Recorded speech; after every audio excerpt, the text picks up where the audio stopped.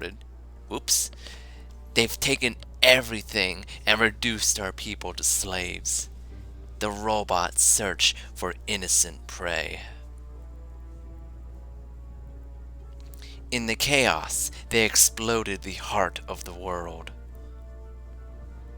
The 1,000 lums of energy which form it have been scattered. We are getting weak. Soon it will be too late. You must escape, Rayman. You are our only hope.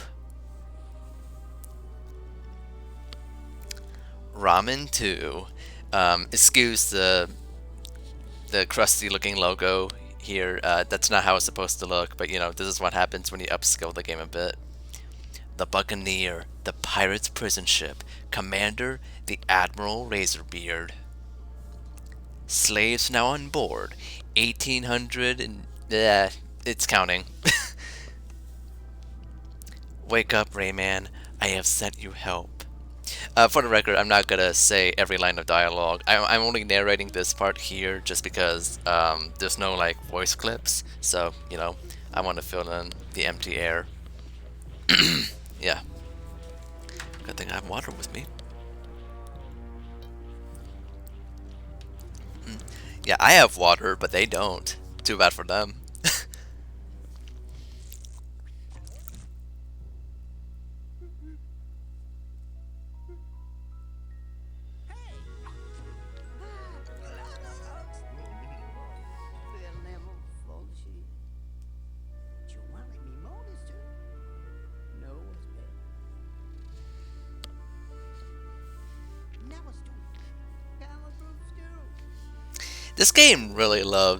This game just really establishes how dark and dreary this game is compared to the first one. Like, it's actually astonishing how much of a contrast this is from the first game.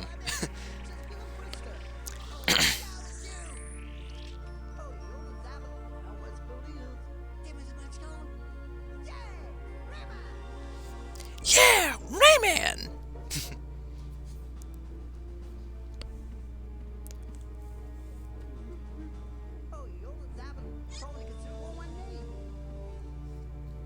Oh yeah, let's go. Now, let me pause the game real quick. How do I pause the game? Okay, well, I can't pause the game right now. I don't know why, but let me check Twitch real quick, because I don't have Twitch up. I'm just wondering if, like, if there's people that are chatting right now, and, I guess, no, okay, nothing to worry about there. Okay, let's get started. Right. Our very first sliding section. I love sliding in video games. The controls in this game are a little weird, but like otherwise, like I wish more platformers, especially 3D ones, have sliding sections because they're always like really fun. Oh no!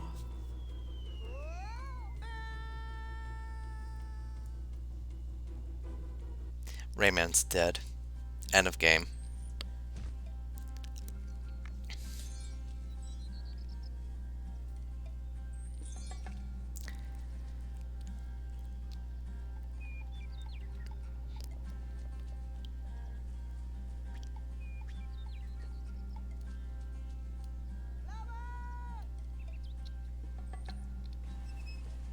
Woo! Now we're here. Let me test out the camera real quick. There is a first person mode, I think. Let me see. Hmm.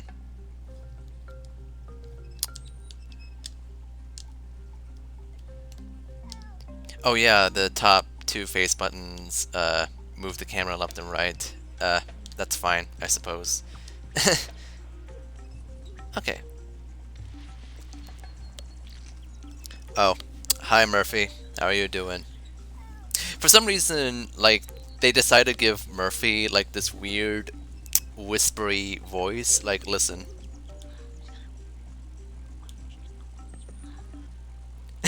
I don't know why they gave him that voice. It's not the kind of voice that I associate with Murphy, especially since I'm so used to how he talks in Rayman 3, where he was voiced by Billy West, because of course he would. Woo! Let's get started.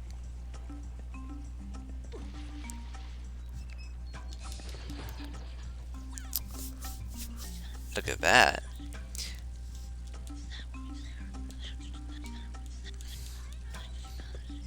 Yeah, yeah, Murphy. I appreciate the help. Oh my gosh! It's Bazit from Rayman 1! I don't know if it's the same character, but it's pretty cool that they reference that character. Rayman 2 doesn't really have many characters from the first game returning, so any instances of that in this game is like pretty noteworthy. Ah man, this game came out roughly like I don't remember the exact date, like 1998, 1999. But regardless, like this game, visually speaking, really holds up. Like, obviously, it's pretty primitive compared to what we have nowadays, but it's like the texture work and the geometry of the locations. It's like it has a very surreal and naturalistic vibe that I think this game just really excels in it compared to everything else at the time. It's so pretty.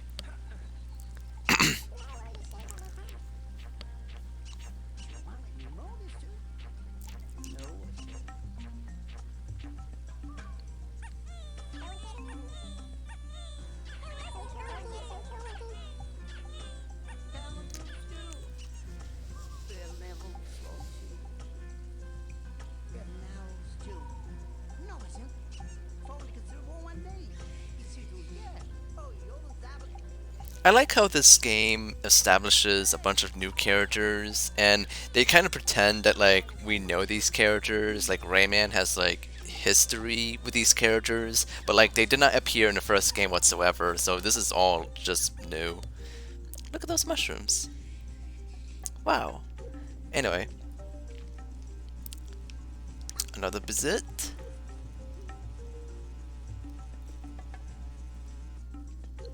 Rayman feels so nice to control in this game. Just very fluid and free-flowing. My favorite thing to do in this game is to just constantly jump and then do that. Because, like, whenever Rayman jumps, he always, like, automatically rolls along the ground. And I always really like that. It just creates, like, a nice rhythm of somersaulting and rolling across the ground. It's just neat. Oh yeah, this mechanic. A wall jump is preferable, but this is alright. Alright, now that we're done with this level.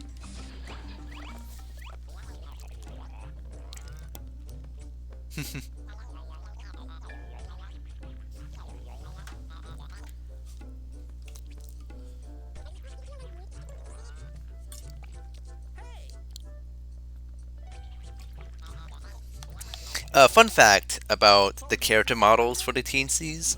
Both the Teensies, like these models here, and Murphy actually use like the same textures for their bodies.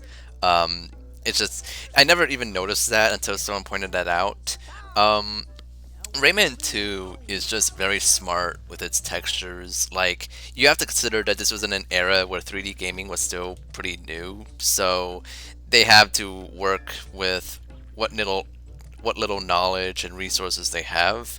And Rayman 2 is just very efficient with its textures. It's like most 3D platformers would often try to create a good variety of textures to make some good variety of locations, like, Mario, for example. But Rayman 2 is a lot more confident in that it wants to go for a more cohesive world across all of its levels, which is in contrast to the first Rayman game, which does follow the more typical Mario style of levels where it's like you have distinct worlds that are visually distinct. Rayman 2 is the opposite. It's much more cohesive and naturalistic, and I really like it I really like that about this game. In terms of its environmental direction, Rayman 2 was actually in some ways inspired by Studio Ghibli or just the works of Hayao Miyazaki. I probably mispronounced that name, I'm sorry. And once you know that, it's like you can kind of see it in its texture work. It has that very similar dreamlike quality. But enough rambling. Uh, cool, cool, Murphy. Thank you. The Fairy Glade.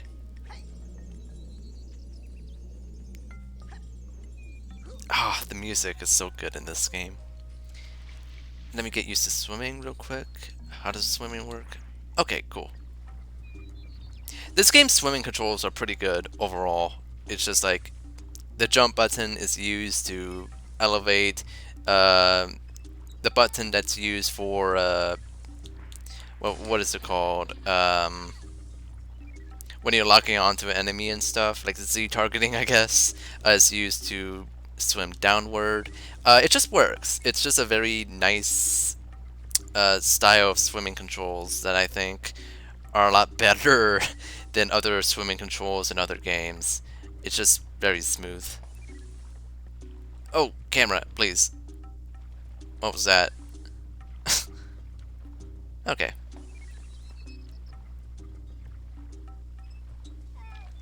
It's so weird that Rayman 3 just removes actual swimming controls. Rayman just swims on the surface and that's it. I mean, I guess if they couldn't really figure out what to do with swimming in that game, then I guess that's fine. It's just kind of weird how reduced it was in that game. Anyway, let's go over here. Wait, did I get the yellow lum? Oh, I did. Cool. Whew.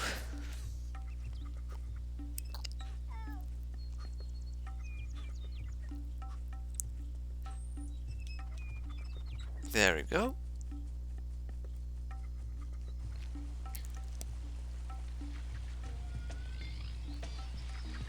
Oh yeah. Wow, wow, wow. Bow. Wow, wow, wow, wow. Wow, wow, wow.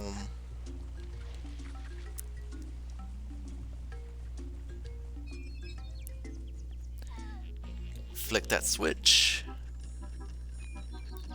Nice.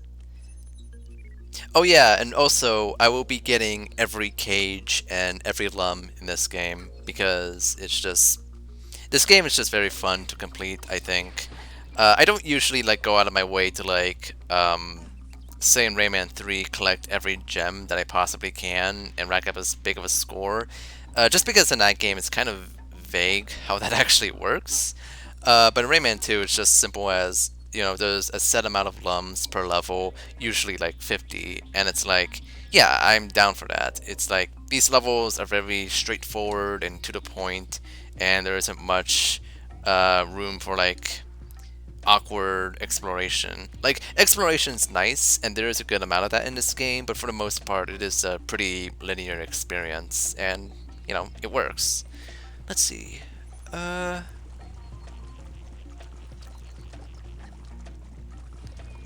I always like this part, just this weird angular structure. Let me float here. Whee!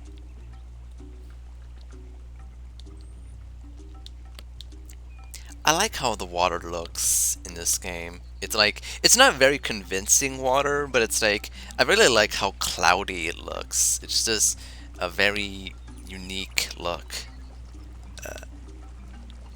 I don't need that. Whee!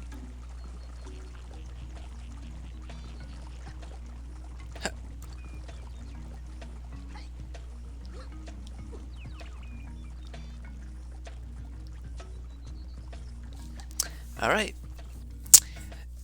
Like Rayman 1, levels in this game are divided into different phases. Oddly enough, this first level, well, not first level, but you know, the first proper level after the intro level that we played, interestingly enough, this is actually the level with the most phases of the entire game, totaling around, I think, 5 phases, I think. Every other level afterward typically ranges around 2 to 3 phases instead. Doesn't necessarily mean this is the longest level. I think there is a couple levels that are longer than this, but yeah, this level just divides things pretty liberally, I guess.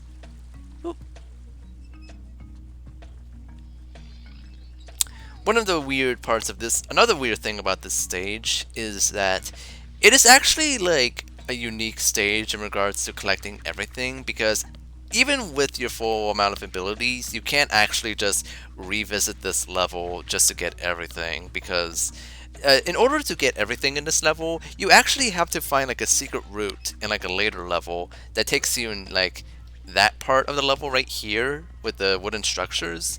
It's like the only time the game actually does that, and I don't know why they did that. I mean, it's cool. I think it's really neat, but I kind of wish the game does that more often. I like having these levels connect to each other that way. But anyway,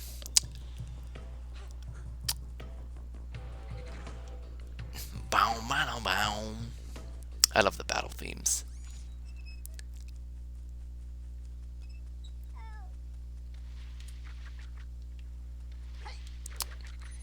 This is a very cool area.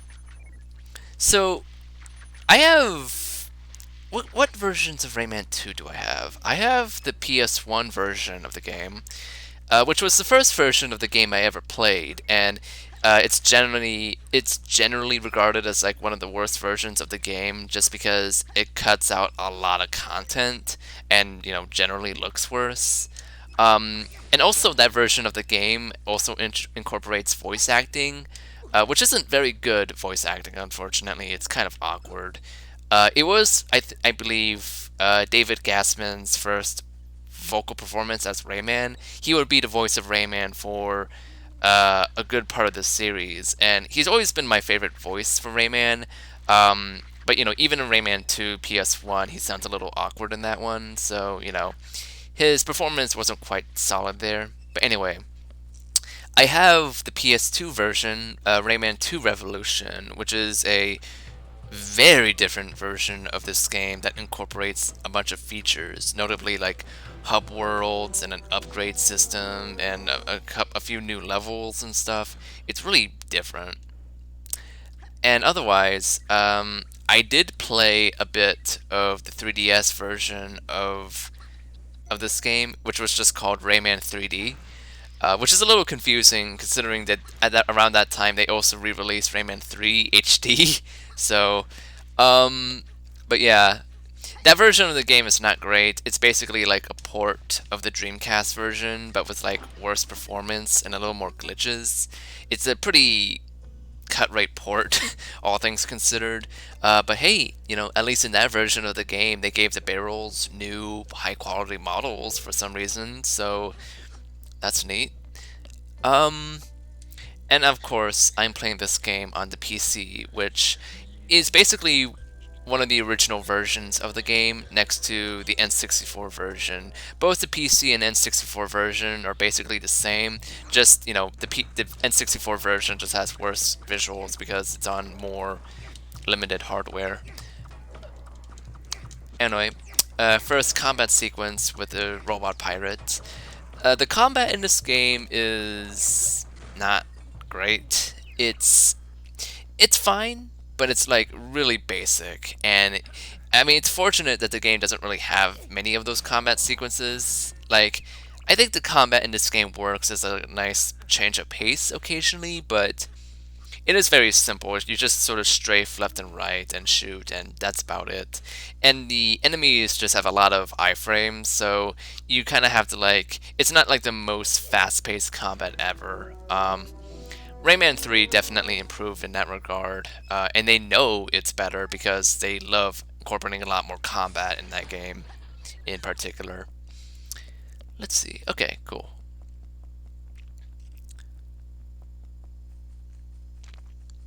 I like the points where there's just no music. Just just ambience, just to get you sucked into the environment you're in. It's quite nice. Makes the moments with actual music stand out a lot more. Uh oh yeah, Lums. Yummy Lums. Um, where do I go next? Aha.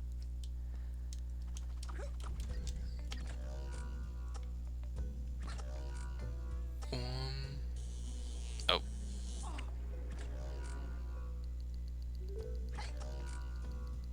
There we go.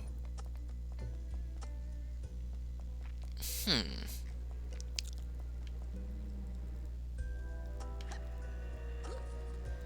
Okay.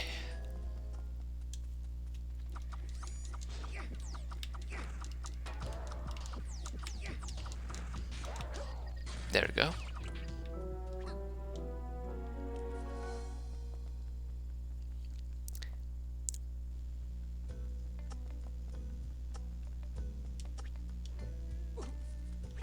Whew.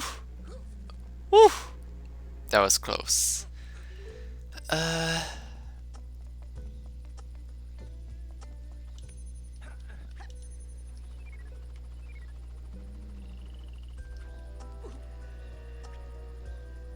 Oh, here's Lee the Fairy. Okay.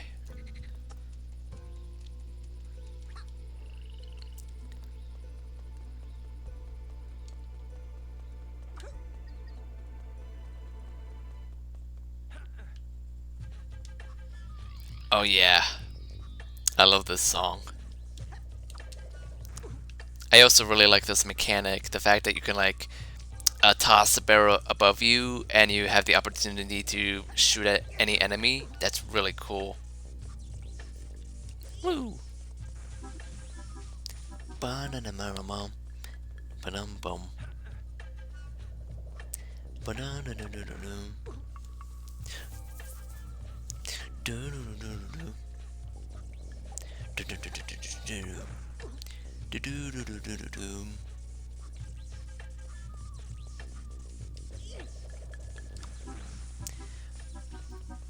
Whew. Rayman Revolution would often take a lot of these old levels and heavily expand upon them with like a bunch of new areas and stuff. Like this whole section right here, it's just a path towards this machine and nothing else. But in Revolution, they added like a bunch of new platforms that houses like lums and stuff. And it's an aspect of Revolution that I'm mixed on because on one hand, I think it's pretty cool to see these locations get expanded upon. At the same time, though, I don't really think the new additions like flow all that well with the general gameplay. Uh, Revolution is just kind of like a weird version of the game overall. I do recommend it for anyone that's a fan of Rayman 2, but I don't really consider it like the definitive version of Rayman 2 just because I think a lot of its changes are a little all over the place, I think. It kind of bloats the experience. But anyway, we just saved Lee the Fairy.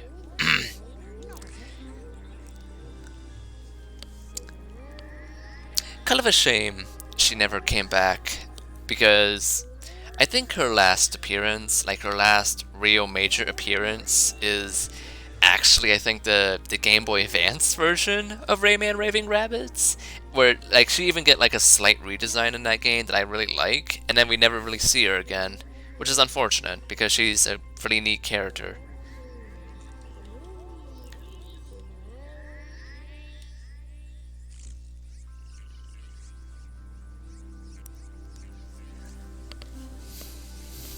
Dun, dun, dun, dun. Yahoo! Is Yahoo Rayman's preferred search engine? I wonder.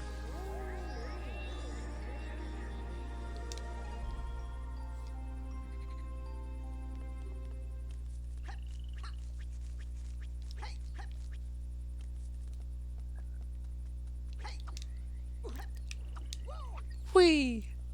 Nice.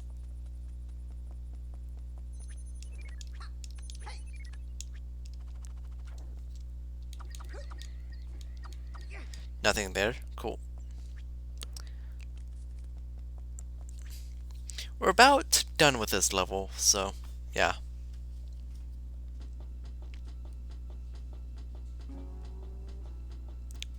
Darkness. Pure darkness. Anyway.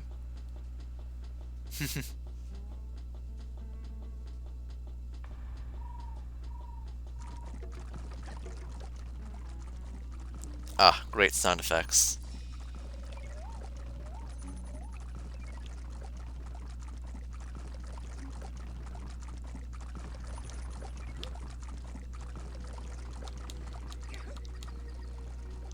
Nothing there.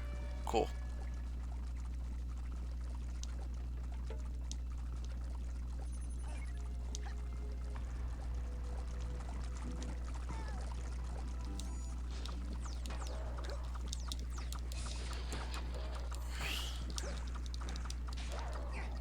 There we go.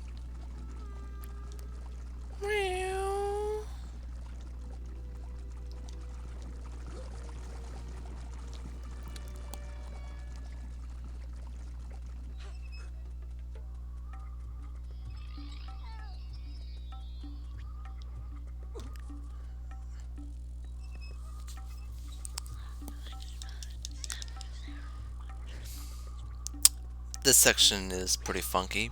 Just have to use these air currents that are just coming out of nowhere to just float up. Whee!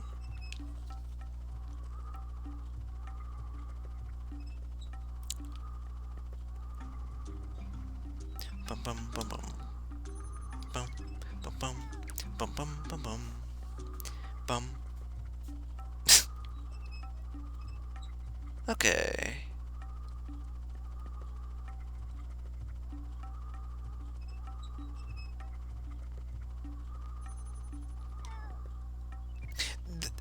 Ah. Revolution, like, if I remember correctly, it's been a while since I played that version of the game.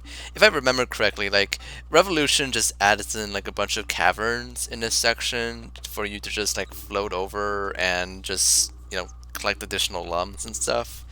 Because I guess they can't just leave this section as just a simple, just do this kind of gameplay sequence. No, we gotta pad it out with, like, stuff that doesn't necessarily flow well with what this section is all about, because that's just Revolution.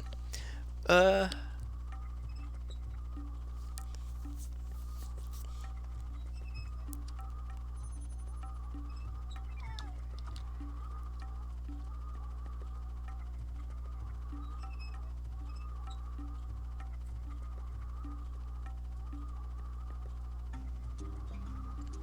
dun, dun, dun.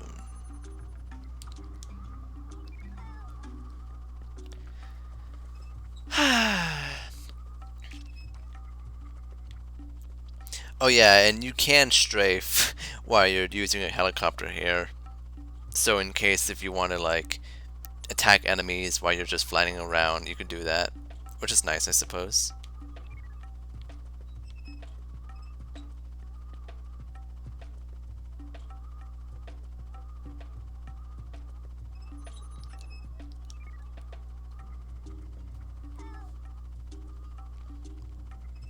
Are there only like 2 yellow lums that are in like that one section of the level I can't access yet? It's like seriously? Just 2 lums and a cage. Cool, cool game.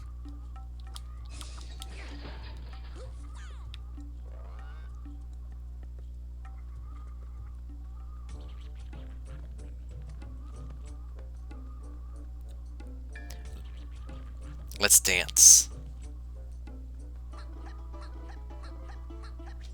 There you go.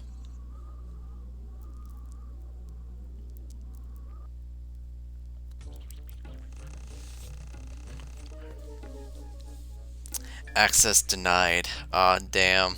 I wish I get to play these bonus levels, which are not very good. Ugh.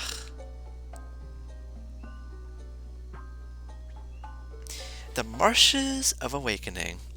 I like how all the level names in this game, for the most part, outside of like a couple exceptions, are basically like the something. Like it always has to be prefaced with the. Because this is a very mysterious place.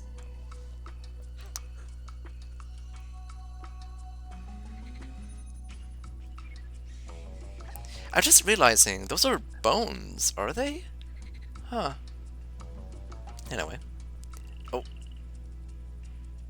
zombie chickens. And that's literally what they are. They're zombie chickens.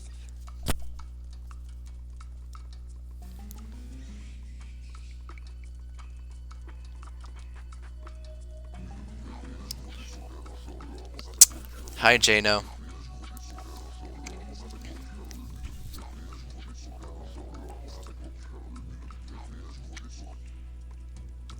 Jano is actually given a lot more significance in like the backstory of Rayman. So Rayman's backstory has always been kind of loose. There's no like solid, solidified idea of who Rayman is. But Origins does offer the most detailed explanation behind him, mainly that Jano was like a nightmare creature that was created from the god of this world, Polycus, having a bad dream. And Rayman was created as a way to stop Jano. Him lacking limbs is because he was chased by a bunch of zombie chickens, and as a result, they lost a lot of limbs that would have been used to give him limbs. Which, thinking about it now, it's kind of funny that we actually did just fought zombie chickens in that little area. It makes me wonder if, when they were making this backstory, they were just like looking at all the characters they've made in the past and see how they could be reincorporated, I guess. And when they got to this section of the level with the zombie chickens and Jano, they just thought, oh yeah, let's have these two things be an element of Rayman's backstory, because why not? But yeah, Jano is kind of like, in the context of Origin's backstory, it's like Jano is kind of like really the real big bad of the Rayman universe, just because he is effectively the reason Rayman exists. And that's an aspect that's never really touched on properly. And like the one time we ever see Jano is in this game where that backstory was not established. Um, and also like Jano doesn't really have much presence beyond this game. And like the GBA version of Rayman 3, which was like basically a Rayman 2 handheld port that was given like Rayman 3 elements just to tie in better to the new game. So, yeah. Anyway, here's Sam the Snake. The first major gameplay change of this one. Rayman 2 loves its set pieces like this. This part is actually kind of tough, especially when you're trying to get all the lums. How did I avoid that? Whew.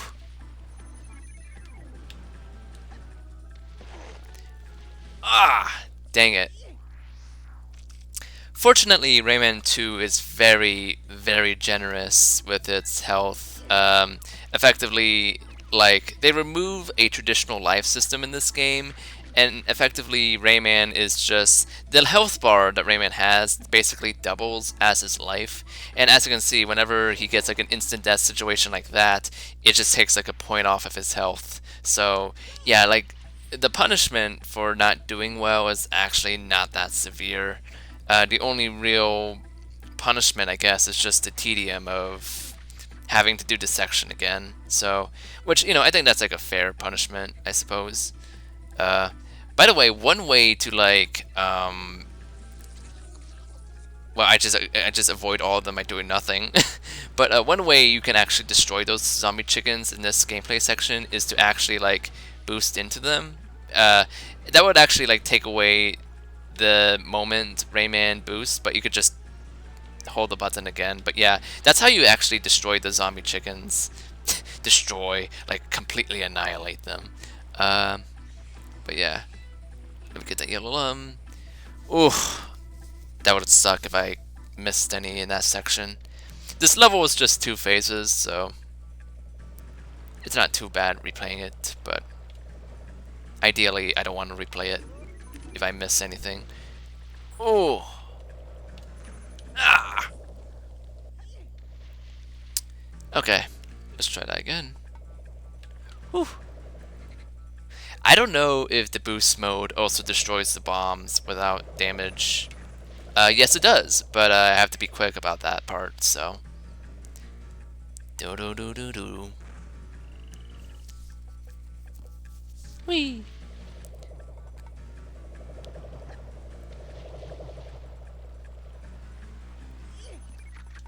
There we go. Rayman 2 has a lot of really neat gameplay elements like this. Just, they really were ambitious when making their basically first 3D Rayman game. Nice, I got all ums. That's great. Woo!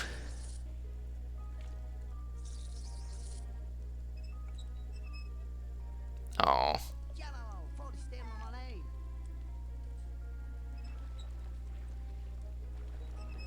Why is this scene so sad? Like, they just literally have this moment, and like, we never actually see Sam the Snake ever again, so yeah, it's sad to say we never see him again. That promise has not been fulfilled.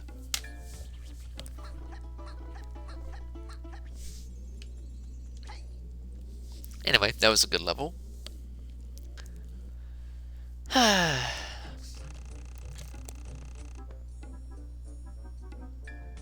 Oh no, I have to do the bonus level. The bonus levels are not very good, and this is like the only thing you have to do in this game. And to do these levels, you have to like rapidly press the two buttons so fast, and it's like, oh my god, it's so tough on my fingers. Let me see if I can do it.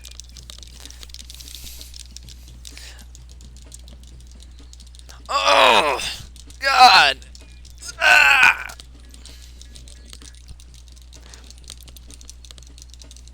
I feel like it's actually easier on a keyboard because, God, oh.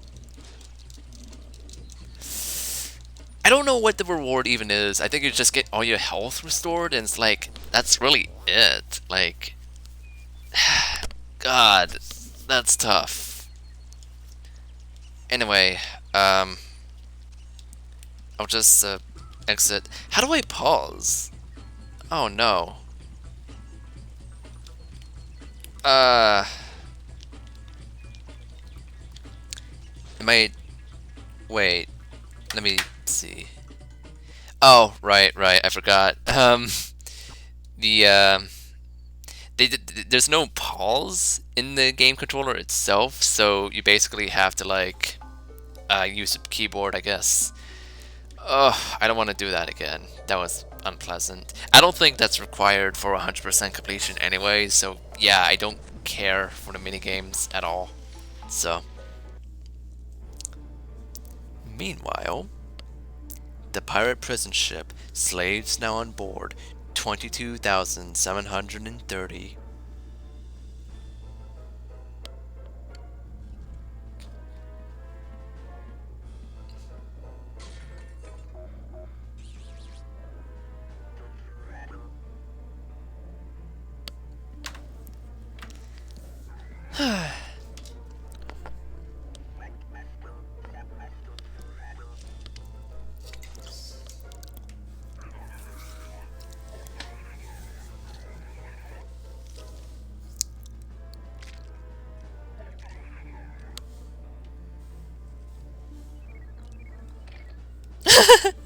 I love that he just ate that yellow lum and it just decreased the counter from 1,000 to 999. Like, that's such a good detail. Oh yeah, this part has a Lee section. Uh. Oh, nice. Awesome. Thank you, Lee. This song's a jam. Oh no!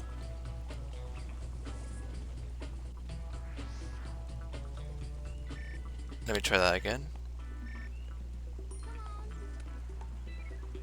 Oh, I never heard of that before. Oh my gosh, seriously?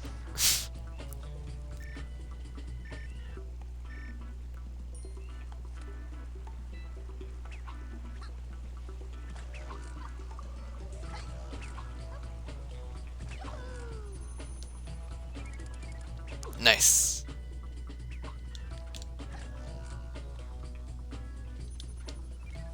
Boom, boom, boom, boom, boom.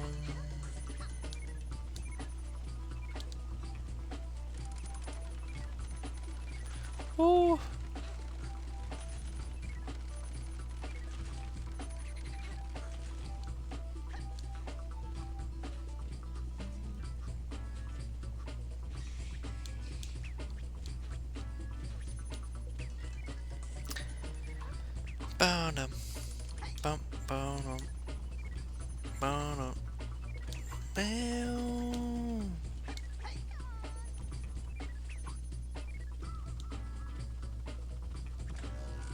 Whee! I hope I did not miss a single lum. No!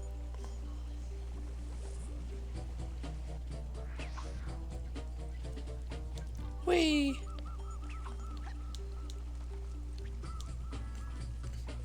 Bum, ba-dum, ba-dum, bum, ba-dum.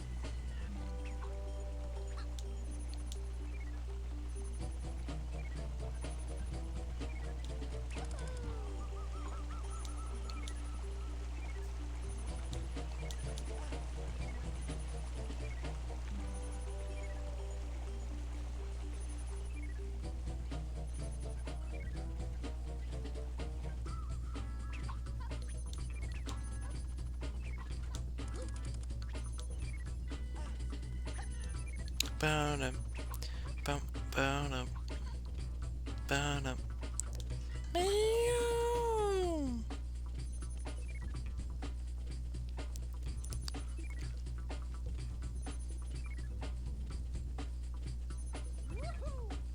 Yahoo! You made it, Rayman!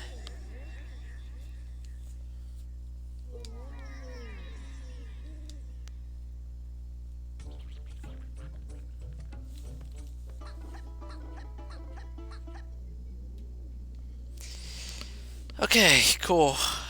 Wait, I have to do the minigame again? No, cool, cool. I don't have to do the minigame again. Uh,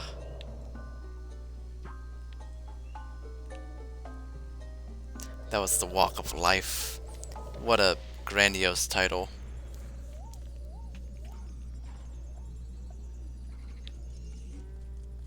Let me pause the game real quick. I need to check something. Let me pull up my BRB screen.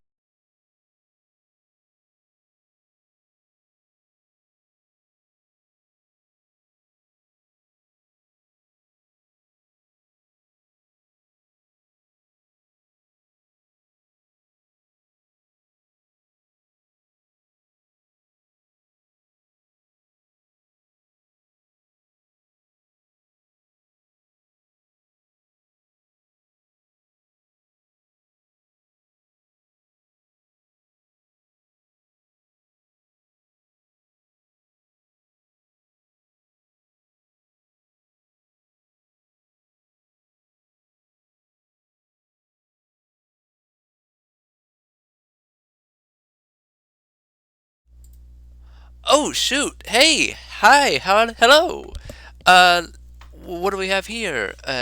Torque 9. Uh, hello, Suit Ligiri? Is that how you pronounce it? Yeah, I do agree. It is cringe. um, let's see. Hello, Hold on. Uh, hello. Hello, Exosia. How you doing? Uh, uh, Yeah, so as you can see, I'm playing Rayman 2, The Great Escape on PC. I apologize if I'm a little awkward here, just because this is actually only like the second time that I've ever been streaming. The first time I was actually streaming Rayman 3 for my birthday, which was February 5th. Uh, but yeah, I'm happy to get some company here, and currently right now I'm still at like the beginning of the game. I hope you guys have a. We are all awkward. Yeah. I hope you all have a good time watching. So, yeah. Woo. Oh, that's. Oh, I love that Rayman emote. That's so good.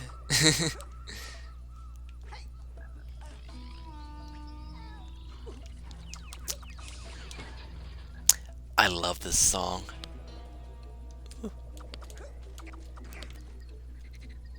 Bow, bow, bow, bow.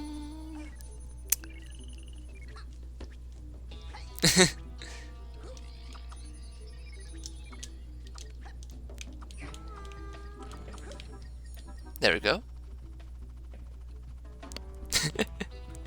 And the best part about that emote is that it's the Rayman 3 model.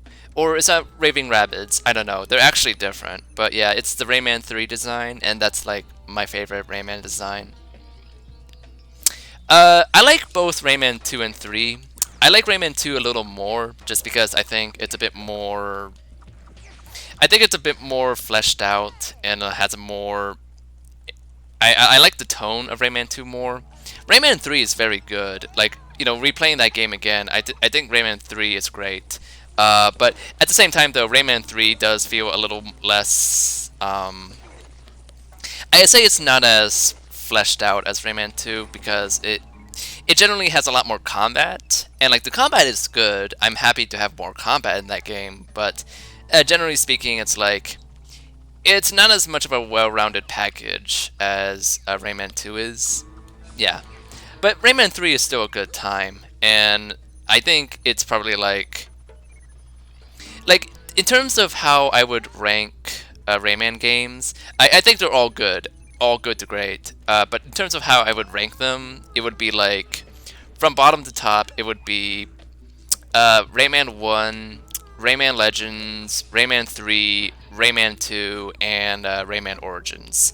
Rayman Origins is the first Rayman game I ever played. Did I ignore the cage? Oh yeah, I did. Thank you for telling me. But yeah, Rayman Origins was the first game I ever played. Did I actually ignore the cage? Let me die real quick. I mean, if I did ignore the cage, then I would just get it. I would just replay the level. But yeah, Rayman Origins was the first Rayman game I ever finished. And that game really inspired me in terms of just being an artist. If it wasn't for Rayman Origins, I would not have taken art a lot more seriously. So I have a lot. I just have a really huge soft spot for Origins. That game is just wonderful. Also, I don't think I did ignore the cage. Hopefully, I'm not missing anything. I am going for 100% completion in this game, so all 999 lums, and you know that elusive 1000 lum, in all cages. I don't think I'm gonna spend much time on the mini games because, yeah, they're all very good. Rayman 1 is my least favorite just because I find the difficulty and the cage collecting not great. But they're all good games. Oh, I'm pretty sure I did get that. If it's a different one, then yeah, I'll replay the level and get it. But yeah. But yeah, Rayman is probably my favorite game series ever.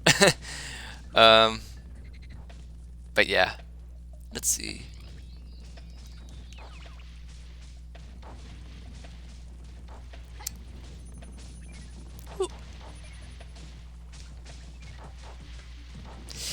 Ooh, Rayman 1 Kaizo. Yeah.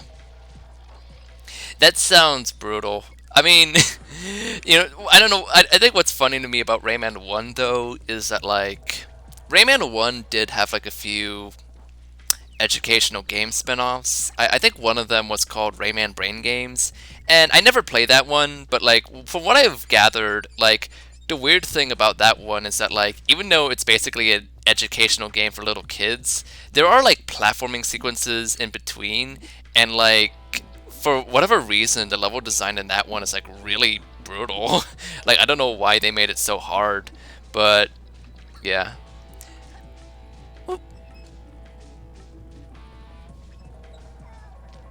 Yeah, that's very fair.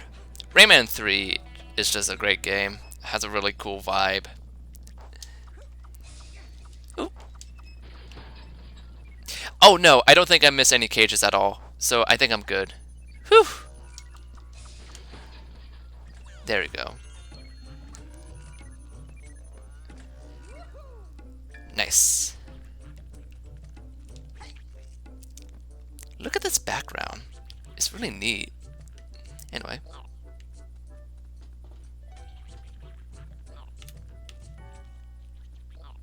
Best humor by far. Yeah, I'm actually not like I'm not actually that into Rayman 3's humor. I think Rayman 3 can be funny, but other times I think it tries a little too hard. um, but what I like about Rayman 3 is how the story and I'm skipping this. The story and the world kind of juxtapose one another because it's like I find that the story in Rayman 3 is like a very elaborate shitpost because it's like you went from this story that goes for this very grandiose, moody, and it still has some goofy elements, but it's a lot more serious and grandiose. And then with Rayman 3, it could be best described as you take your friend to a doctor, and second half of the game, they don't really take the threat that seriously.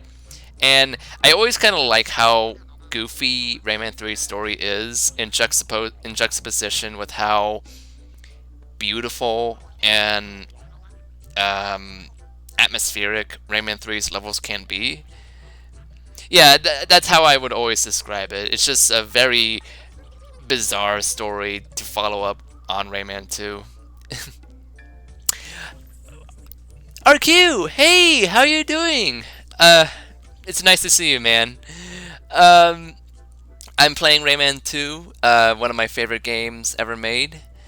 How's it going? I'm doing good. It's about it's afternoon for me, and I figured, may as well play Rayman 2 and just chill out for a bit. But yeah, I'm happy to see you here, man. Let's see. I just died. How are you doing, RQ? Oh, now I'm trying to remember. Ah, yeah, there it is.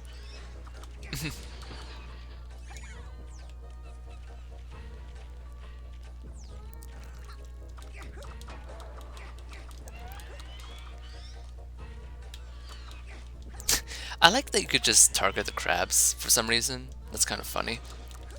Oh.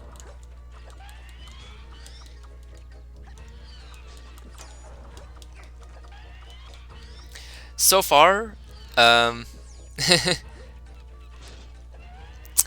yeah, I've noticed you've been having a pretty busy time right now. Yeah.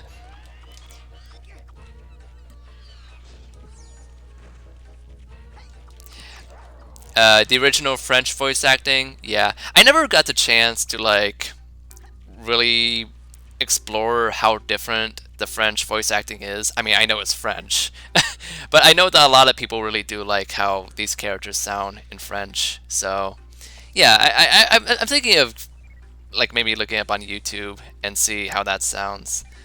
Uh,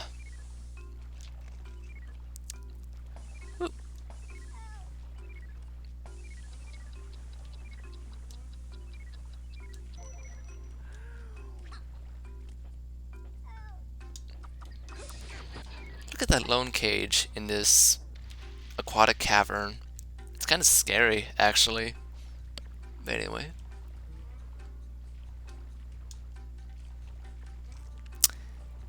Now, I'm not sure if... Oh, okay. You have a good sleep, Torque9. Yeah, thank you so much for coming over. I really appreciate it. Ooh.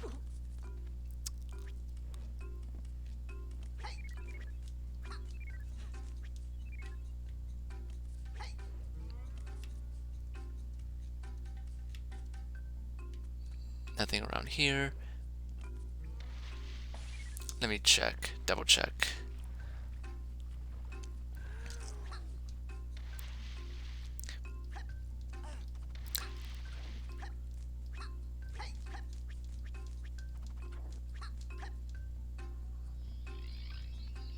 Okay, let's see.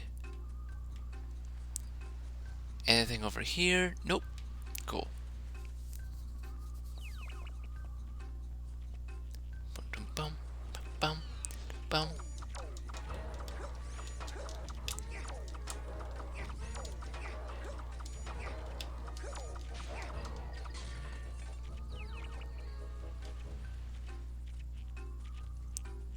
Oh, wait a minute. I just realized something. I actually did read Torque9's message, but I didn't. Yeah. Let me see if I could, like, turn that off. Turn off shield mode. Probably not a good idea, but, you know, I kind of. I trust you guys enough to not just uh, be really gross. Or I don't know how else to describe it. Just don't be very gross about it and all that. Yeah, sorry about that.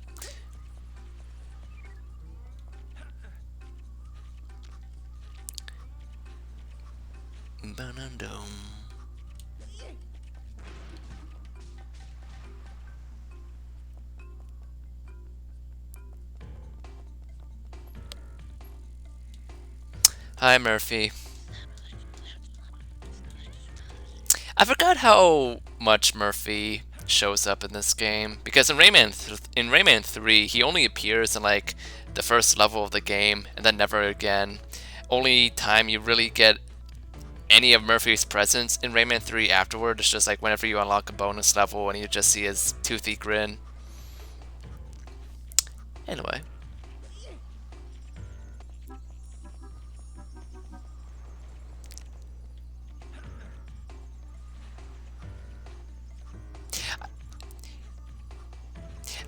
You know, I never noticed this before, but I'm pretty sure this area that we're in right now is actually the area that's shown off in like the opening of this game. Like not like the exact same map, I don't think, but like the same general aesthetic. Anyway. Wait, what does that say? Free dumping for anyone who could figure out how to open the door. Okay, sure.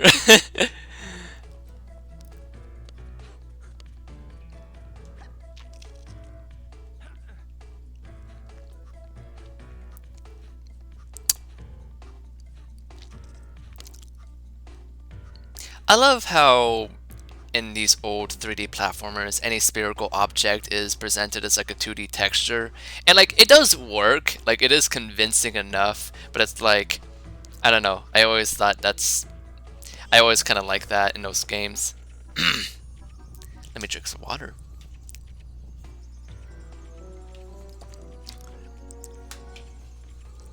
All right.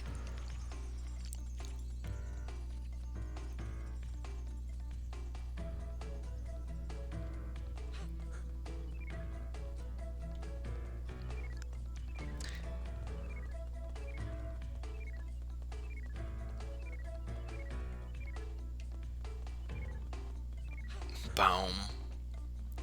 Boom. Boom. Boom. Boom.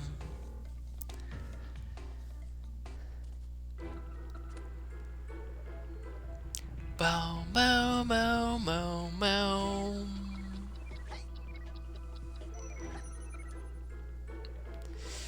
This part's quite tricky.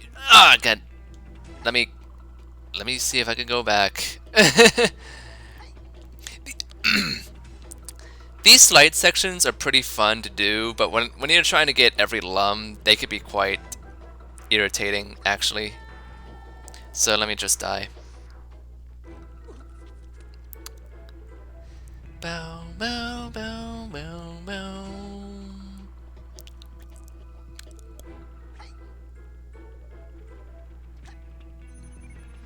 Okay, so I have to jump there.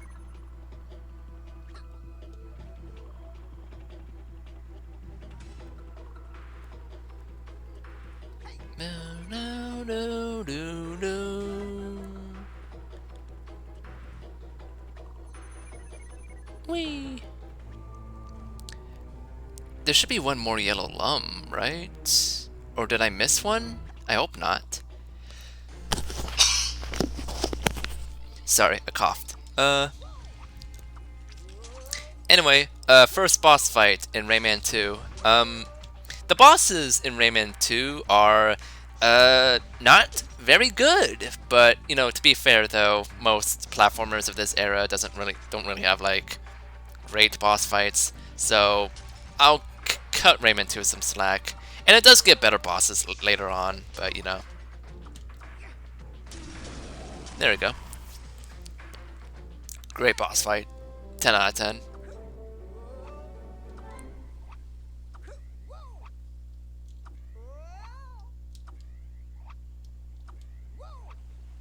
Whoa!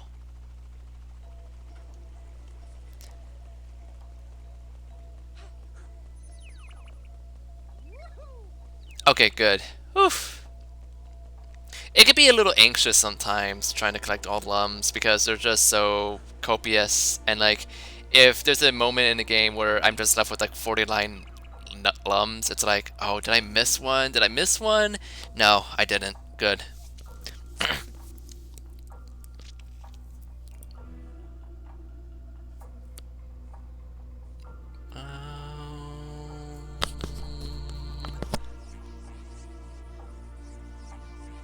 Bum.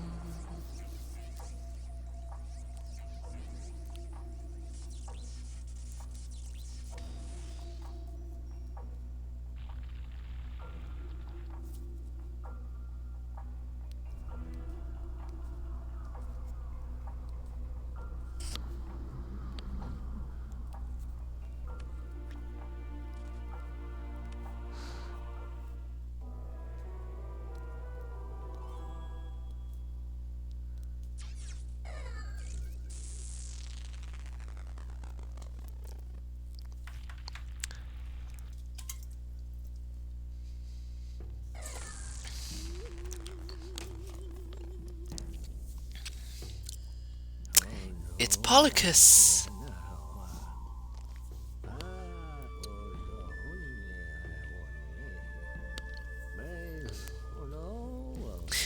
For those who don't know, in Rayman Origins and Rayman Legends, there is a character called the Bubble Dreamer, who is basically like a frog dude with a beard. And I think in Legends he just has like a bong. But like the Bubble Dreamer in Origins and Legends is actually the same character as this character, Polycus. So they had this idea in Origins that Polycus is actually a shapeshifter and he could like turn into anything. And that frog form with the beard is one of those forms. That shapeshifter idea didn't carry over into the final release of Origins, so in that game, Polycus just looks different, and he's just called the Bubble Dreamer. And funny enough, in Rayman Origins, there is actually like one mention of the name Polycus towards the later end of the game, which I thought was interesting. Whew. Skipping that.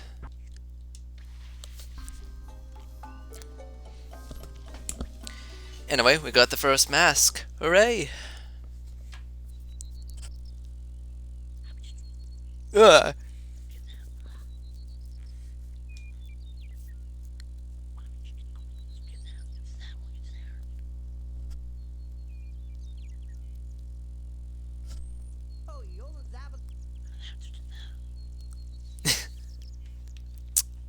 Oh yeah, the walking shells. These are pretty fun, if a little janky. The original trilogy, I think, really deserves like a remastered, a remake, whatever you call it, re-release. Like imagine like Rayman 1 reinterpreted as like a UB art game, and Rayman 2 and 3 have like beautiful stylized 3D graphics akin to like Crash Bandicoot 4 or whatever. Just it would be so nice. Oop! My bad.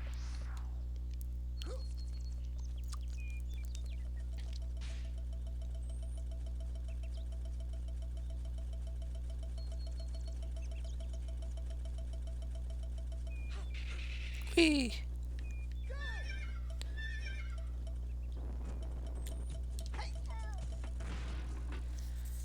Nice.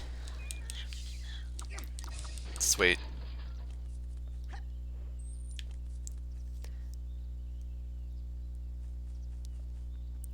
No, I will not.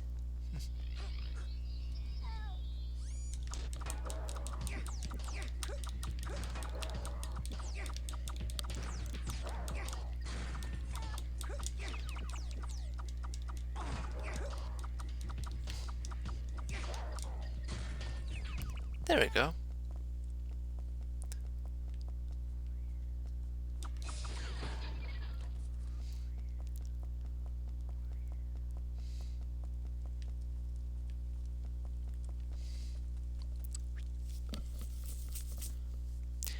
Do I have my alerts set up? No, I don't think so. Uh, I do have, like, I am notified. Well, let me check my chat, actually. I'm not sure. Oh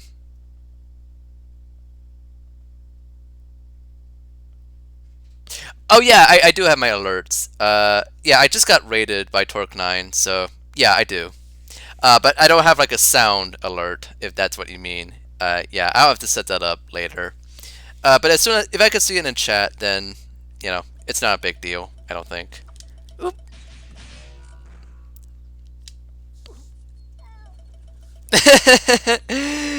uh, you know what? Yeah, I should set up sound alerts in the future. I don't know when. Oh, wait a minute. I'm missing a cage. But yeah, I should set up sound alerts in the future. And hopefully set it at a reasonable volume so my eardrums aren't totally blasted.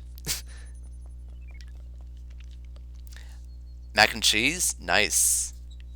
I actually did have mac and cheese yesterday as like a side dish to last night's dinner, which was fried chicken. Alien fried chicken, for the record. Uh,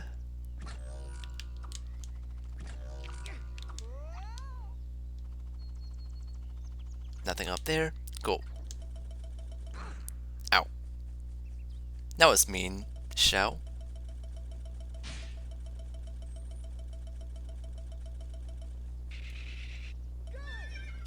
Go!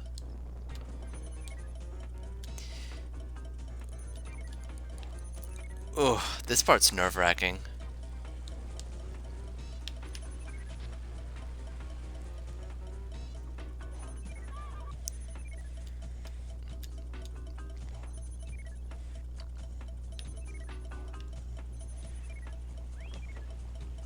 Oh no! Let me... Okay.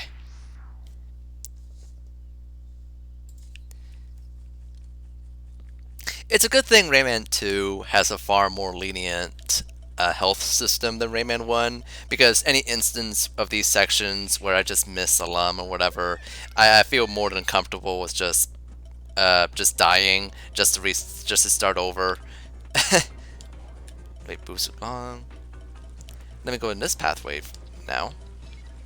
Just get these red lums. Whoop. Okay, sure. Thanks, game. I like these sections, but their collision is a little wonky. It's just something you kind of have to get used to. Which, if this game ever gets like a proper remaster, that might be a good opportunity to just clean up the collision a bit. So, it's more accessible to people who are not used to this kind of gameplay. That would be nice.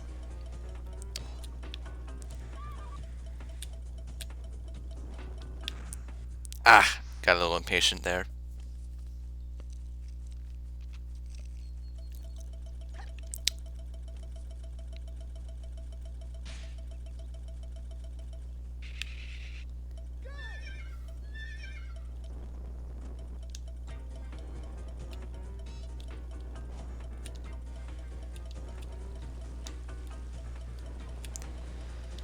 Whew.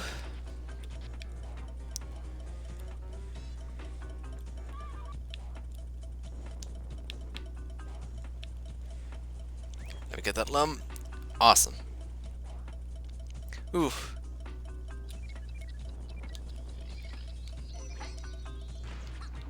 Yeah. There we go. What does this sign say? Okay. Oh yeah, and they have an explosive barrel just in case you like miss with that walking shell. That's good to know. But of course, we could do this. Whee! Nice. If you never like this mechanic right here, we could like put the barrel in front of a torch. That's not something that would get heavy focus on until like a later level. But yeah, you can do it as early as this level, and it's only just for that one the little sequence right there.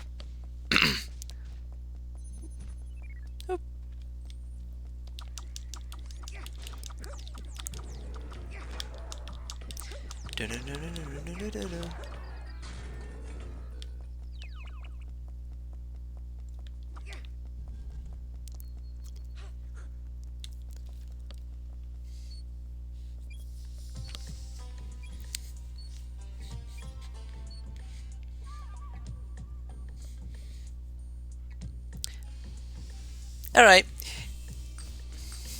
you take care.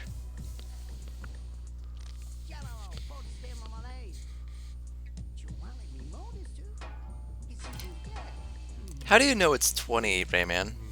You're very good at math. Or maybe you're not and you're just guessing.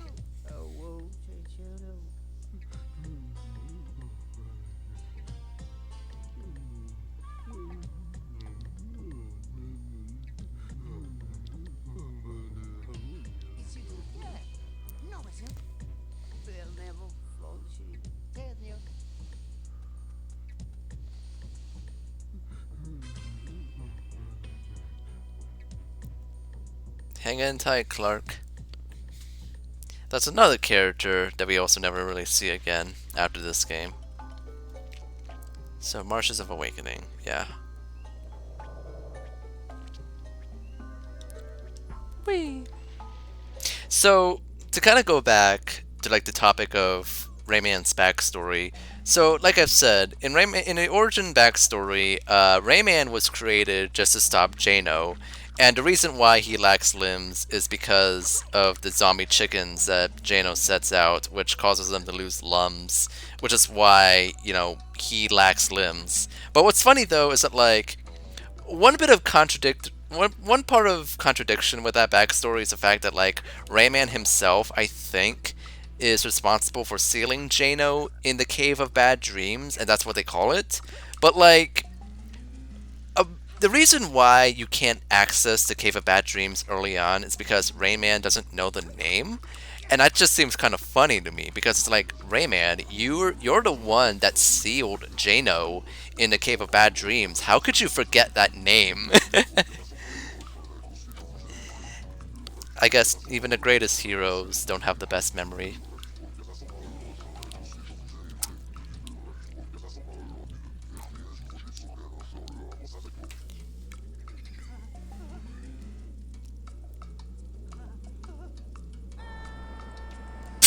That's a very awkward transition.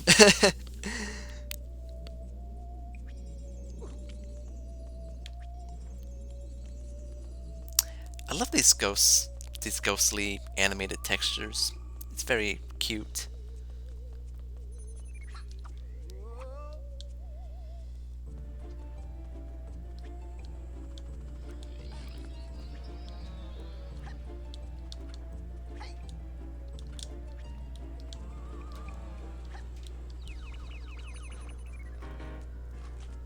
Climbing on these bony walls. There we go. I love the aesthetic of this level. Just the very vibrant purples and light blues. Just, ah, it's so lovely. Like greenish blues, I mean.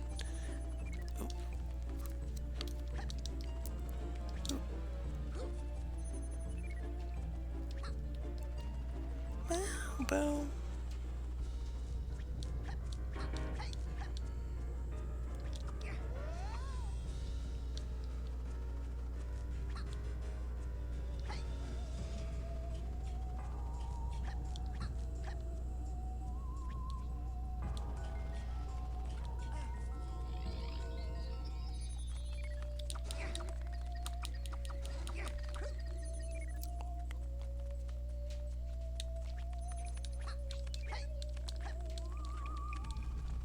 Ooh. I'm assuming there's no cages in this level, if I remember correctly. That would make sense, because why would there be cages in this bad dream world?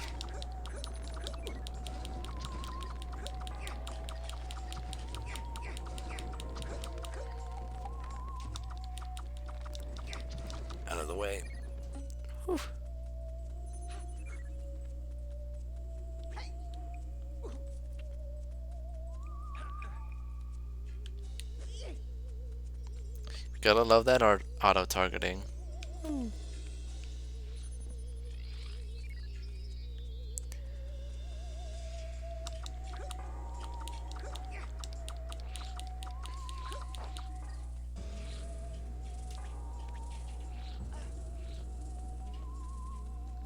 Hi Lavender, how's it going? Right now, I've been playing Rayman 2, and I'm in the Cave of Bad Dreams, one of the more unique levels in the game. That's good to hear. Yeah.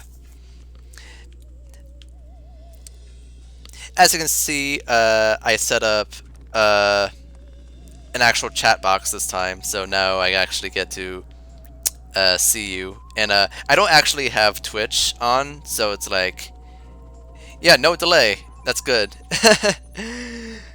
But yeah. Oh, I'm gonna die. Ah.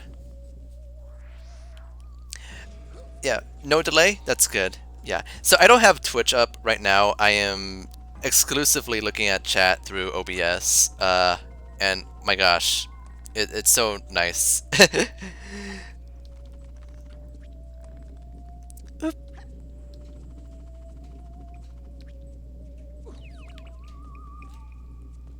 Okay. Oh no. I should have done that.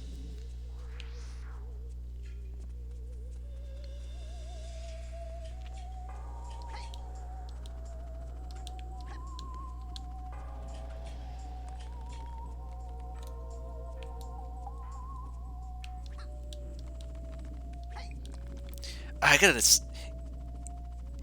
Oof. These platforms are a little funky.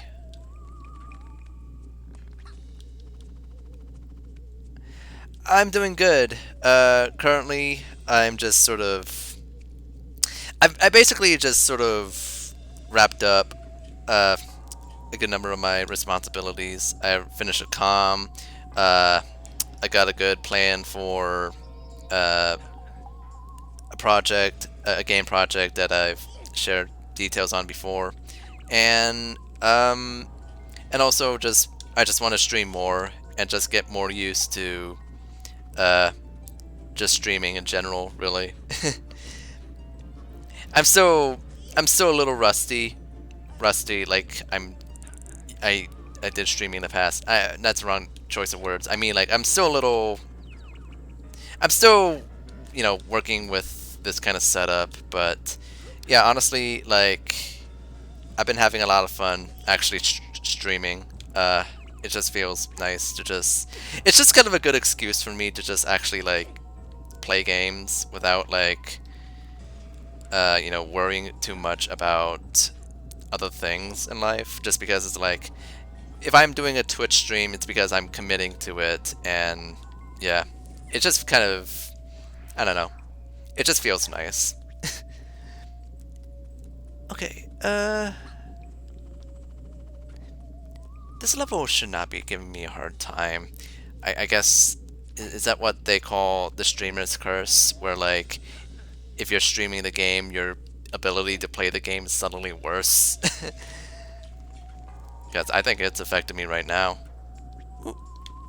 Why is those platforms so janky? God dang.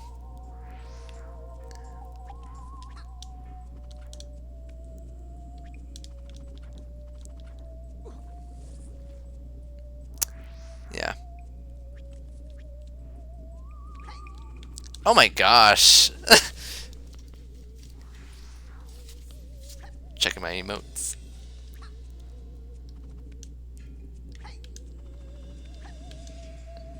There we go. Oof.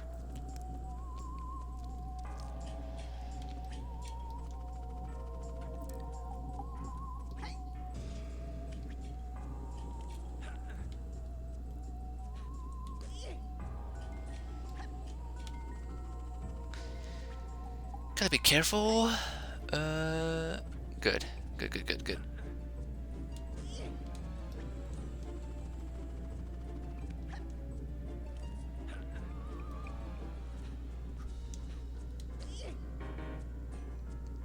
Nice.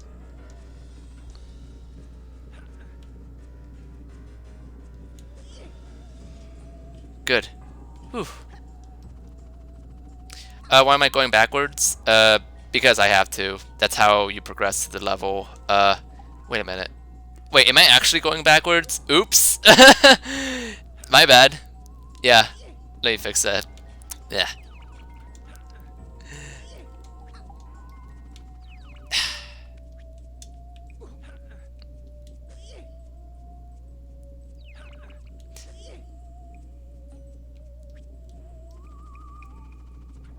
There we go.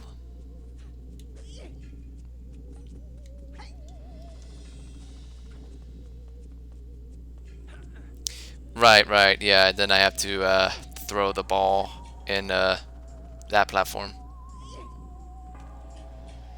Ooh, that's exciting. Yeah. Uh, you know about VideoTube? Because that's what I'm using for my PNG avatar. It's pretty straightforward, and I don't know if you know about it, so I'm just sharing that out there. Alright. Nope. Oh, cool. So yeah, there's a program called VideoTube, a pretty simple program. You just insert images, and I mean, I'm not a good job. I don't do a good job of explaining it. Just look up. Let me actually let me see. Okay, let me just type in the name, VideoTube. That's worth looking into. So yeah, no problem. Let's see.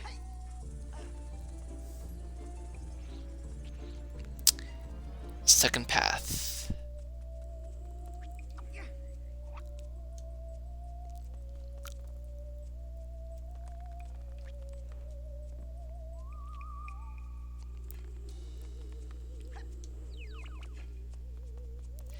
This game has such a cool vibe.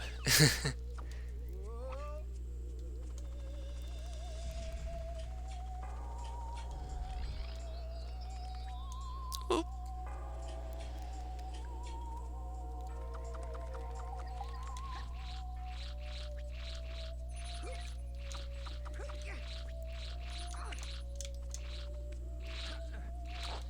Out of my way.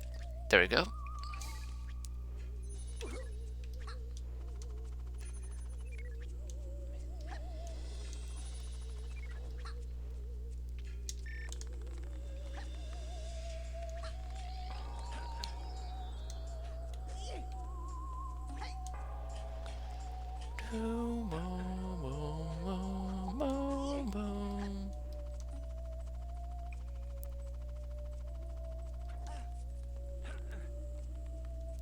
And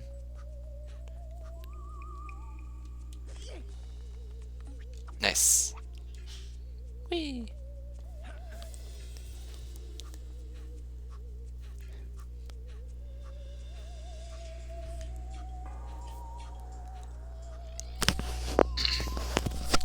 Did a cough? All right.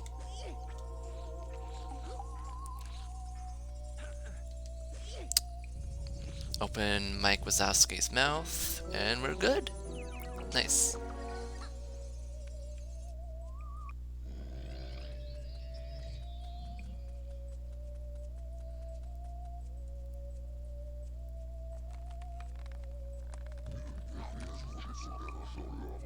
Hi, Jano.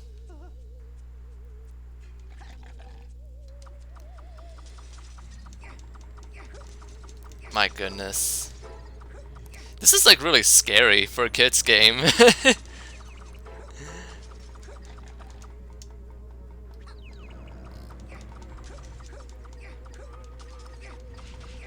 Oh! No, no, no, no, no! Shoot.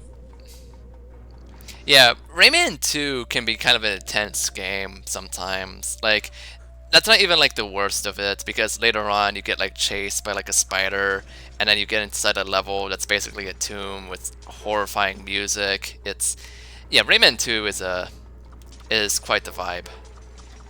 Oh.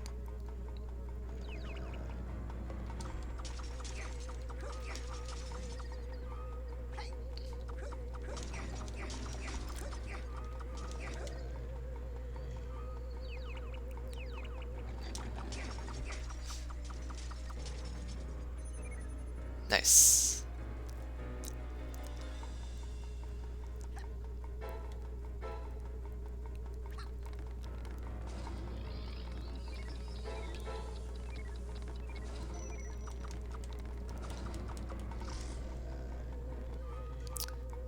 Anyway, this is a pretty average boss fight. Can I even consider this a boss fight? I feel not really, because it's like, it's more like a platforming set piece, if anything. You don't actually do any damage to him. Uh, oh,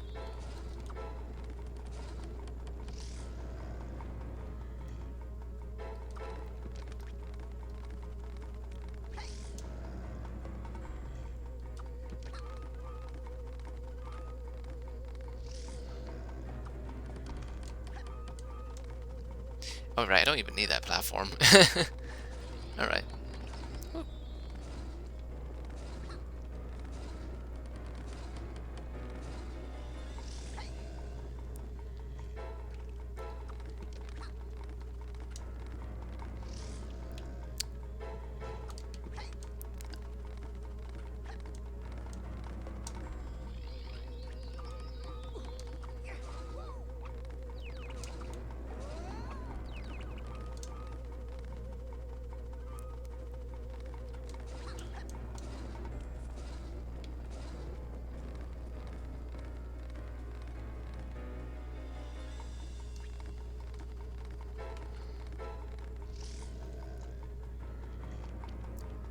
Come on, Jano.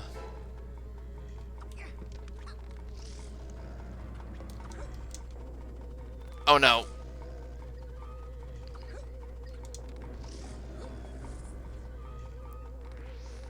Let's try that again. One detail I like regarding Jano is, so in the backstory, this character Jano is basically like the very first nightmare that Polycus has ever dreamed of. And both characters, Polycus and Jano, actually wear the exact same hat, just this goofy purple hat with a star on it. Um, and it's kind of cool because they don't actually delve too much into that, like the connection between Jano and Polycus. In fact, it's only something that's ever brought up in Rayman Origins, where it is said that like that's where the whole detail regarding Jano being Polycus's first nightmare came from. Um, of course, Origins also has some weird contradictions in regards to the rest of the series, but then again, I guess that's just true for Rayman in general. It's not a very consistent series.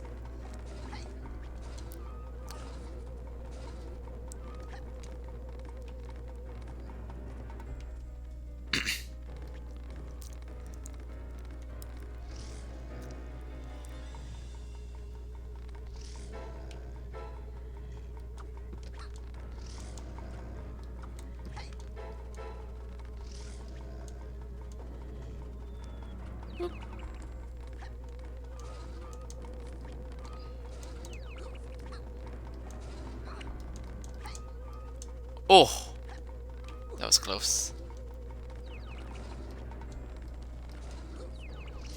Yeah, it's a pretty alright boss fight. Boss fights are one of Rayman 2's weaker points. They're not like that great, but in fairness to the game though, the bosses do get better as it goes on. But I think you missed the first boss fight in the game where like all you have to do is just swing across a few purple lums and then just shoot an icicle and that's it. Like it's barely a boss fight. But this is one of the more unique boss fights in the game. Uh, Alright. And that's basically it. Whee!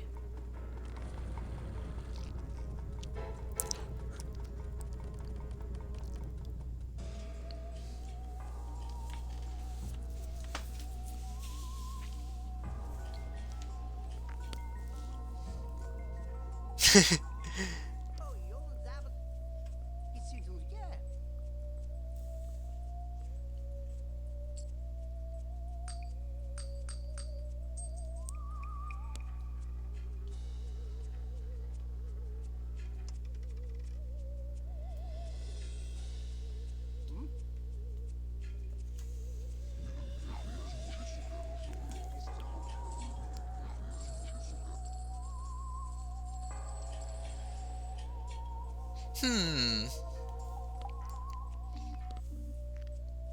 Yeah, doesn't hurt to have money, so why not?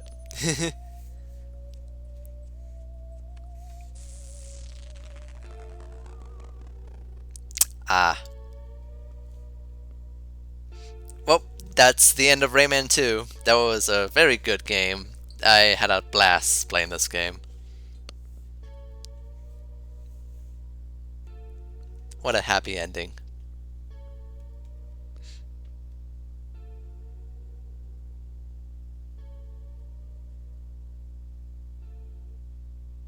Anyway, let's. Uh, the money doesn't look that good anyway. It's just flat textures. So.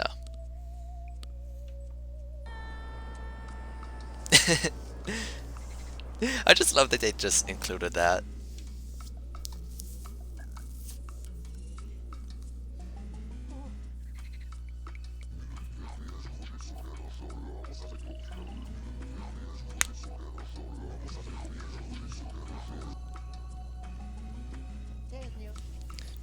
Don't spill it, Rayman. Oh, let me kill those zombie chickens. Because that's actually what they are. They're zombie chickens. Alright. Also, great thing about that is that you access the Cave of Bad Dreams through this level, the Marshes of Awakening, but you don't have to play through this level again. You could just exit it out, and that's great. I was worried for back then that I have to play the level again just to exit, but no, you don't have to, and that's great. But yeah, we got the elixir of life, so let's get back to Clark, the giant. Also, I just noticed I have 333 lums. That's nice. I'm about one-third of the way there. Oh yeah, I do have to see this cutscene again. Because of course.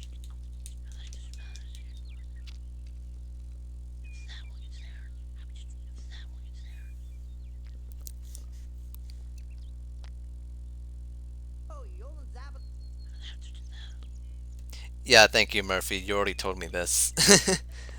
But yeah.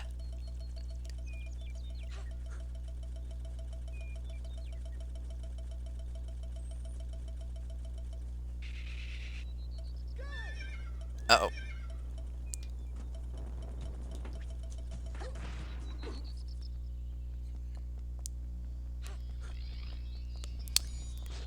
Excuse me, out of the way. Whew.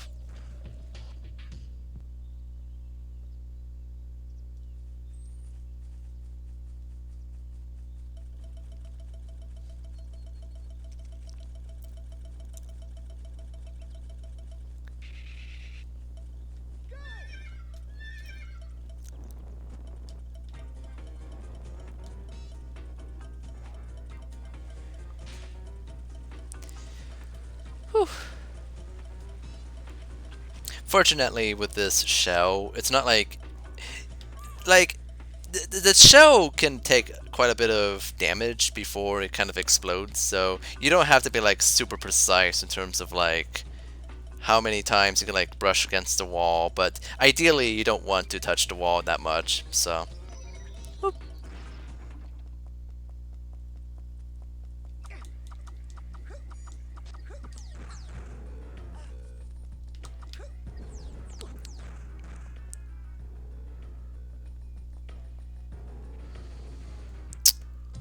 Hi, Clark.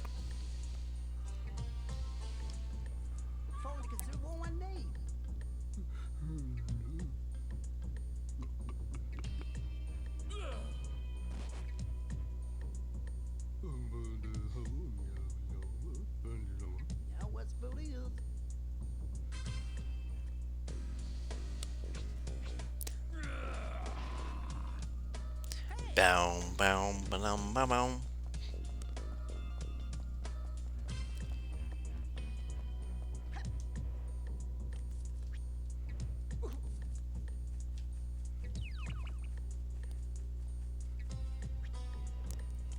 Oh, is it just red lumps? Okay.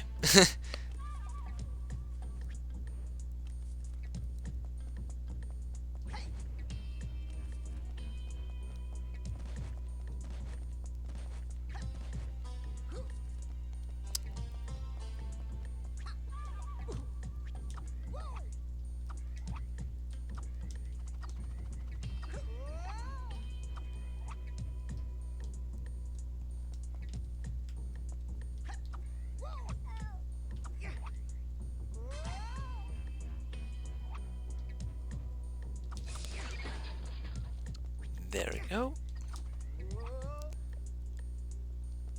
Bow, bow, bow, bow, bow, bow.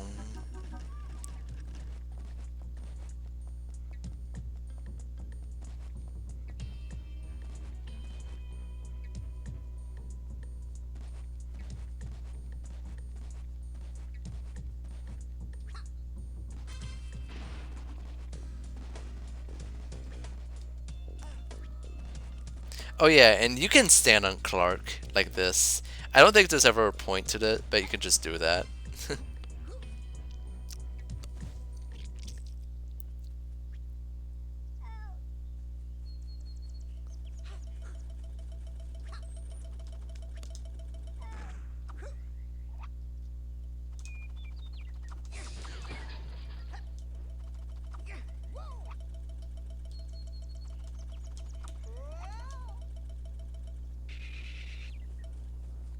Not yet.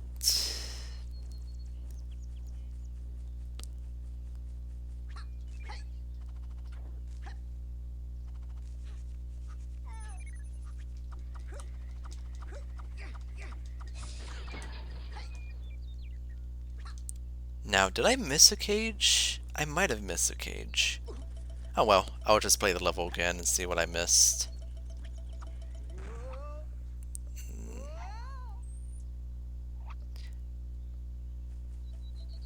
I'll figure something out.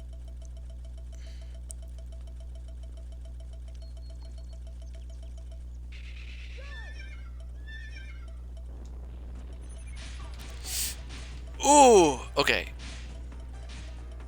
Oh, that was nerve-wracking. Okay.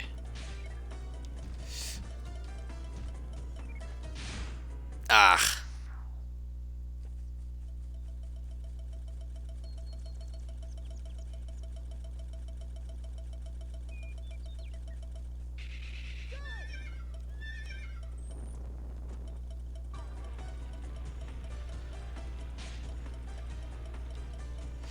Ooh.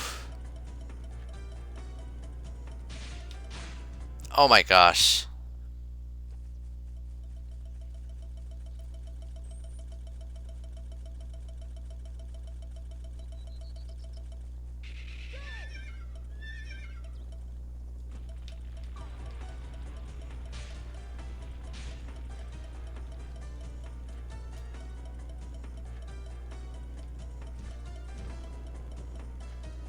Whew. Nice. Yeah, these sections can be tough, especially if you're trying to get all yellow lums, but I always thought these sections are quite fun. It's just, you know, there's just a little herky-jerk is all. Also, I guess I did miss a cage, so I guess I'll have to play the level again. Which is not a problem because, like, if I recall, there is actually like an exit portal midway through, so yeah, pretty painless.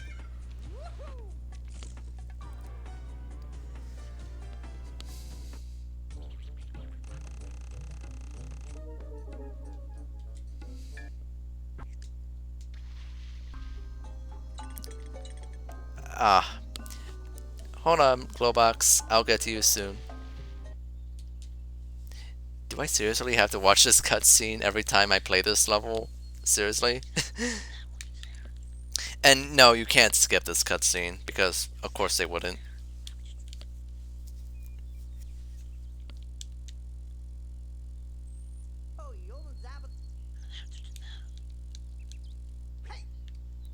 Let me see.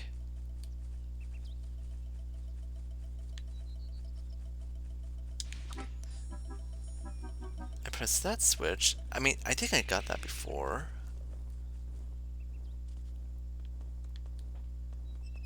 Oh my gosh, I did miss a cage. Great. Well, good. That actually means I could just exit the level. No problem. That's great. I guess I did just press a switch and I got distracted and I didn't go in that hole. So, great job, me. Uh, where's the portal? Aha, there it is. There we go. That wasn't too bad.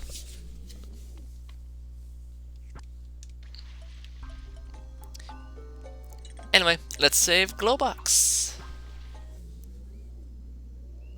Oh yeah, and for anyone watching, arachnophobia warning. There is a giant spider that's about to attack me. So, uh, yeah, content warning basically.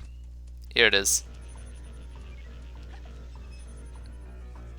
The music does not help either.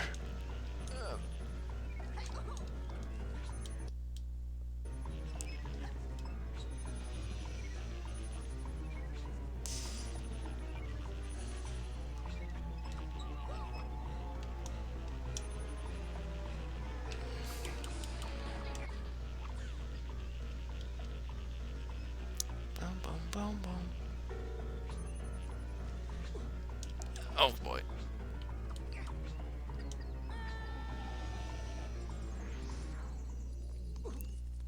I like how they shrink Rayman's model just to convey the idea that he's falling really far down.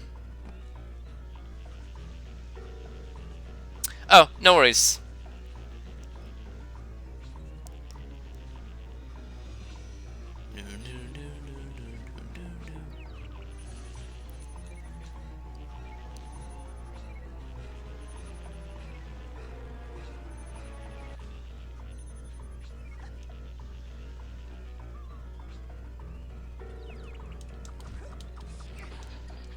Whew.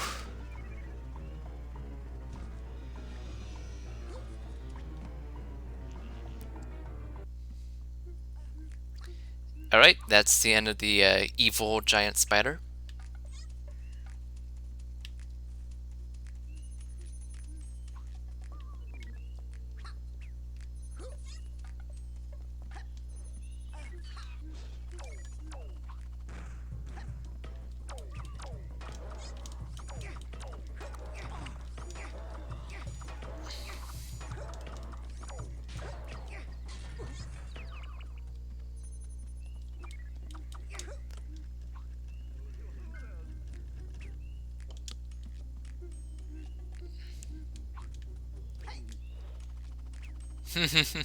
Yeah. Oh, and if you do like giant spiders, I would like you to know that in the Rayman Raving Rabbit's prototype, when it was like a platformer, you actually do ride a giant spider. And funny enough, that giant spider does actually have lines of dialogue, where it's like kind of a sassy character. Oh no! Uh, don't get the green lung, don't get the green lung. Cool. Yeah, and the spider is actually pretty cool in that prototype because it's able to like climb on walls and like you can like jump on any surfaces in any angle. It's really cool, and it also breathes fire too.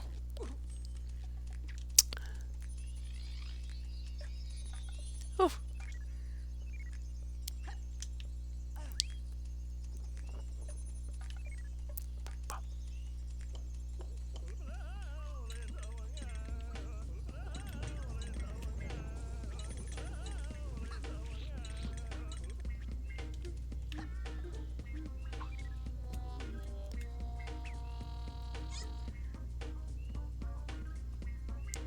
Whee! I love this song. This song is simply called "The Canopy." It's really jamming.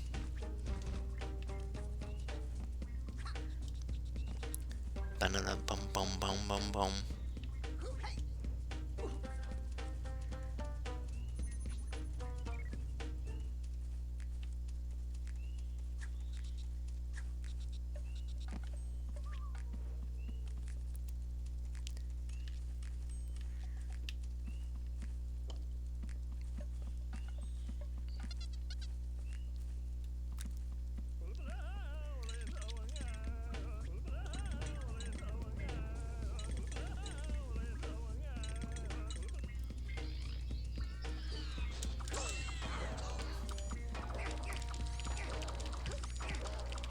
Bum bum bum.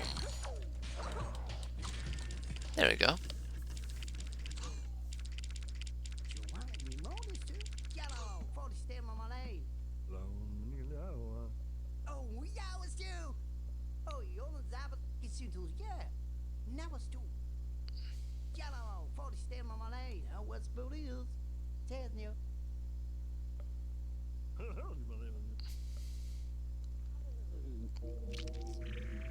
So, just as a reminder, Globox is a father, and he does have like a wife and children. It is said he has like 650 kids. Um, so in the Rayman 4 Discord server, I made like probably the worst art request that I would have ever requested, and it's like, you know the painting Saturn devouring his son, that really disturbing painting. I suggested that, but with like Glowbox and his child. And I don't know why I suggested that. I was like, I was just goofing around, but I was just like, no, that's probably a bad idea. But the artist went and did it, and it's like, God, it, oh God. And I don't know why I had that idea, just because whenever I see like Glowbox opening his mouth just to take out a silver lum, I just thought that would look really bizarre, I think. I don't know. That's that artwork. The person. It's not a bad piece of art, but it's like.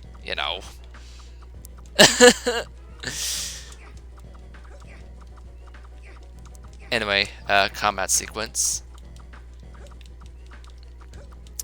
Rayman 2's combat is not the best. It's definitely an aspect that Rayman 3 heavily improved on. Though Rayman 2 doesn't really have that much combat anyway, so it's not really a big deal. It's serviceable. Oop.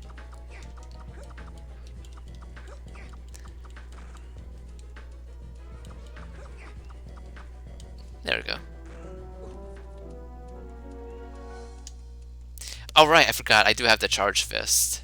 Yeah, I could have done that. We're good, Glowbox. The developers of Rayman 3 must have really loved this level, because Rayman 3 is mostly about Rayman and Glowbox going through levels.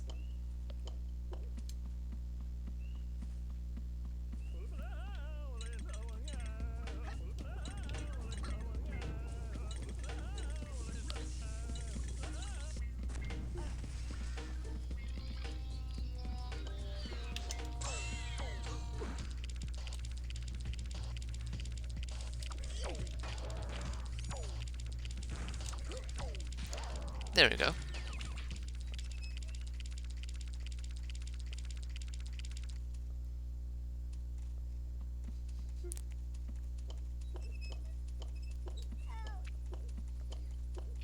I hear help.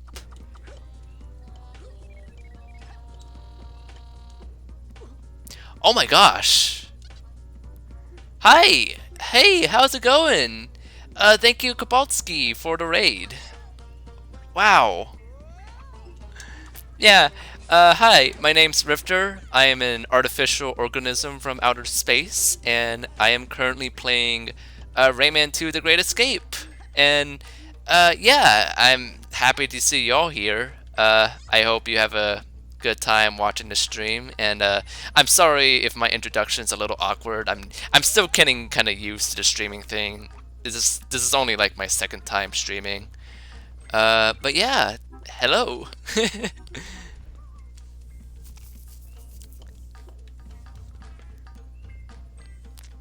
Yeah, you can't really go wrong with Rayman unless it's like an educational spin-off. uh, I already streamed Rayman 3 for my birthday, which was like 6 days ago at this point, February 5th, and I decided to just play Rayman 2 just because it's also another really good game. Just a big nose bush. Nothing out of the ordinary. And wait a minute. Okay, cool. Got all lums. Thank you. How are you doing, Kapalski? You had a good stream? Baltimore, is this the PC version? Yes, it's a PC version. With a few patches to make it look nicer, and also to actually play this game in window mode.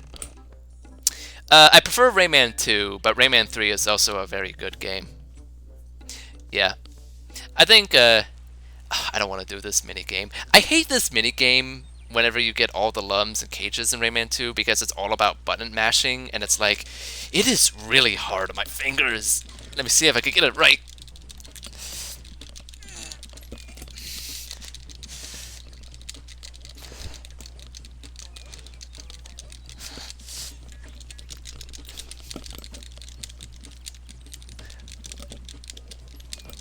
I don't think I'm gonna win.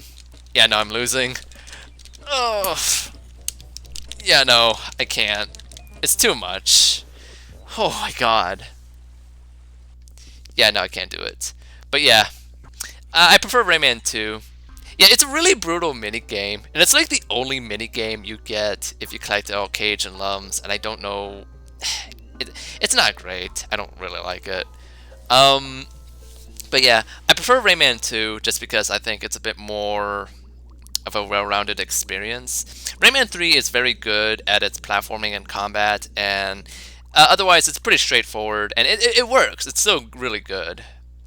Yeah, you really have to button mash. I think it's easier on keyboard just because I'm just like I'm just like multi-tapping with my four fingers, but like on a controller, it's like I'm just my two hands are just grip to the one handle of the controller, and I'm just ugh. It's really tough. Like I really don't like it at all, and there's not really a good reward. Rayman 1? Rayman 1 is a good time outside of having really weird difficulty spikes and also the cage collecting. Rayman 1 is, I guess, my least favorite of the mainline games, but it's still a good time, for the most part, I think. Yeah, Rayman is a good series to get into. Very accessible games, besides how brutal Rayman 1 is. Kaizo Rayman. Oh my god. That's that sounds awful to me. Because like it's kind of a lazy critique to call anything that's really hard as like Kaizo difficulty because let's be real here, there's no game out there in the market that's like Kaizo difficulty, I don't think. Like it's just tough.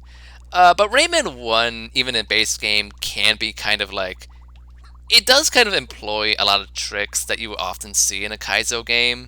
Like, specifically how it would just spawn a bunch of things without warning. Because Rayman 1 just has a lot of invisible triggers, and it's just like, God. But anyway.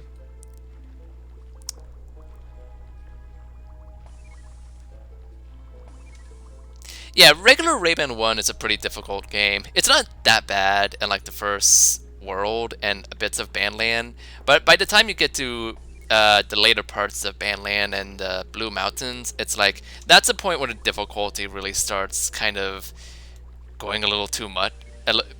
That's a point where the difficulty starts kind of spiraling. That's especially the point where they start just spawning enemies in places that are just really hard to predict. There's like one section of Blue Mountain where I was just being like very careful with where I'm going because I want to make sure if there's anything down below, but then I accidentally activated the trigger that just spawns a bunch of lava boulders on top of me, and that just like what? That was so cheap. I mean, once you know it's there, you could just move on by, but it's like goodness. Rayman 1 is not Rayman 1 does not hold your hand. It can be brutal at times.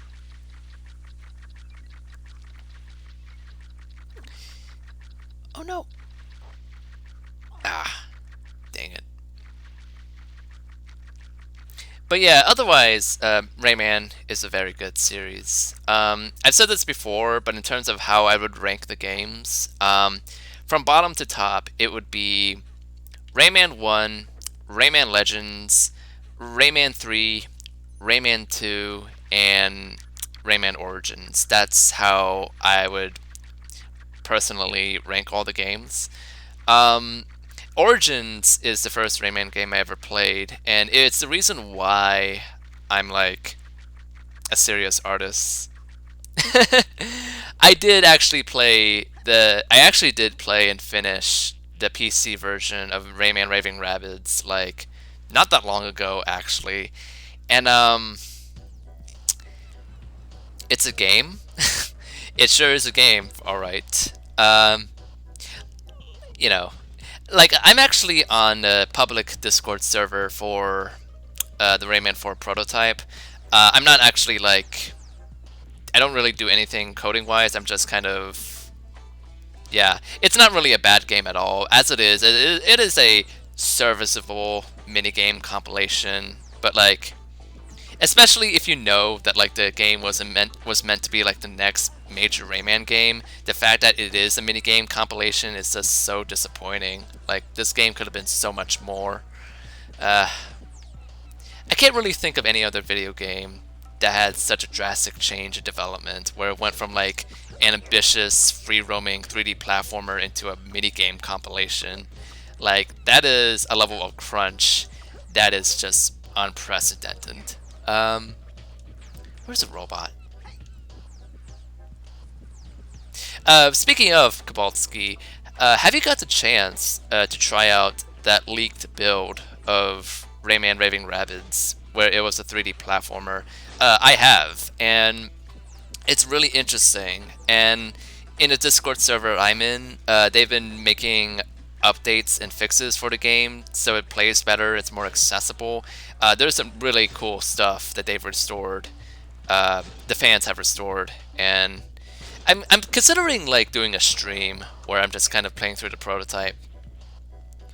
Yeah, it is really cool, and it's kind of crazy because it's like I never really got an idea of how big Rayman Raving Rabbids could have been because like pre-release they've always described the game as like kind of like a free-roaming 3D platformer with like big levels, and I never really got like a firm idea of what exactly they mean by that. Like how big are the levels meant to be? What kind of free roaming are they talking about?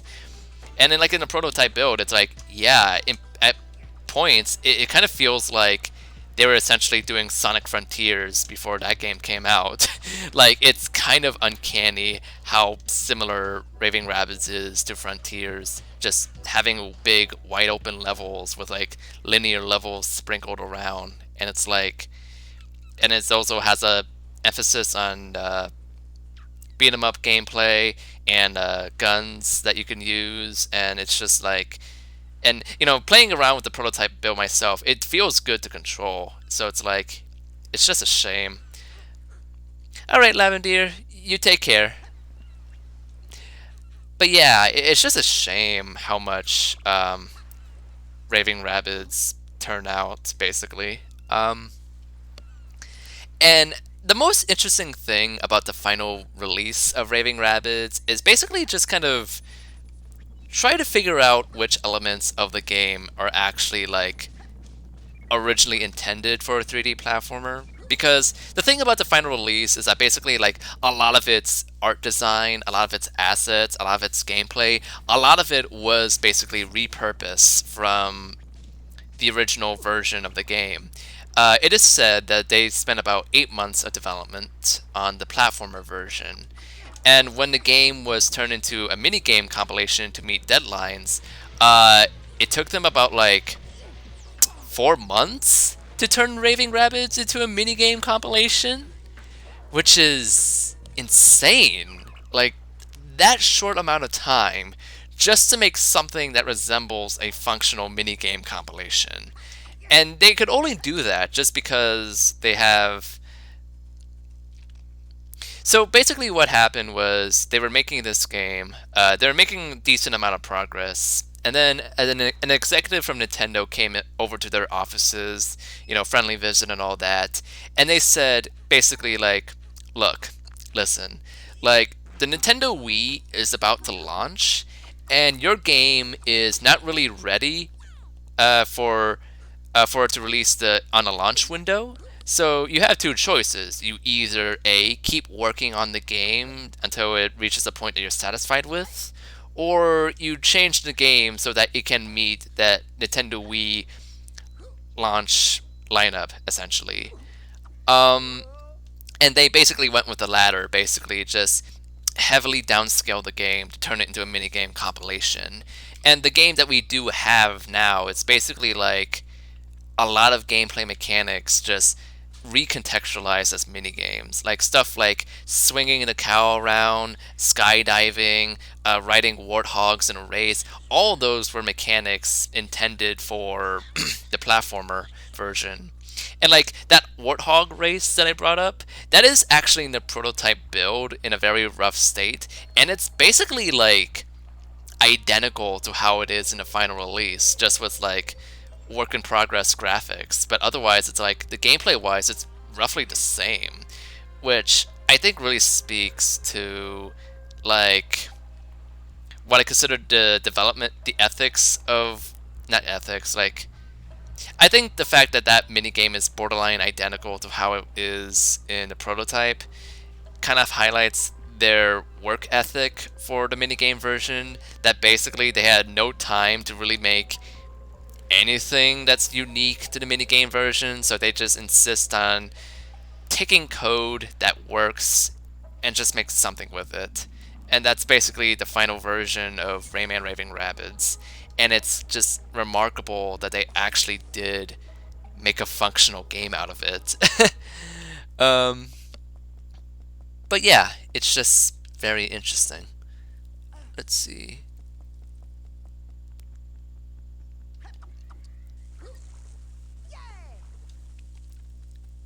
Sweet.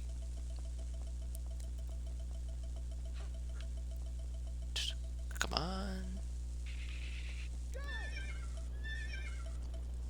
Yeah. Like, you could say they did a good job of covering their tracks, basically. Like, nobody playing the game would expect that it would have been a 3D platformer unless they were, like, paying attention to the pre-release. But once you know that it was a 3D platformer, and especially when you have the prototype build, it becomes much more obvious how much content in Raving Rabbids' final release were intended for a 3D platformer. It's actually just, I think it's fair to say that roughly like 80 to 90% of the final release content would have been intended for the 3D platformer version. That's just how little time they have had to turn it into that style of game. Anyway, I love the music in this section. Very beautiful and haunting.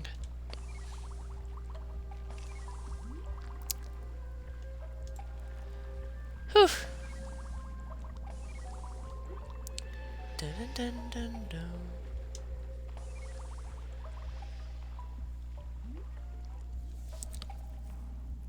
One of the more like bizarre aspects of the final game is the fact that like R3 or R2, that is tough. I think I like Rayman 3's music a little more. That might be my favorite Rayman soundtrack. But I love Rayman 2's music. It's also wonderful in its own way.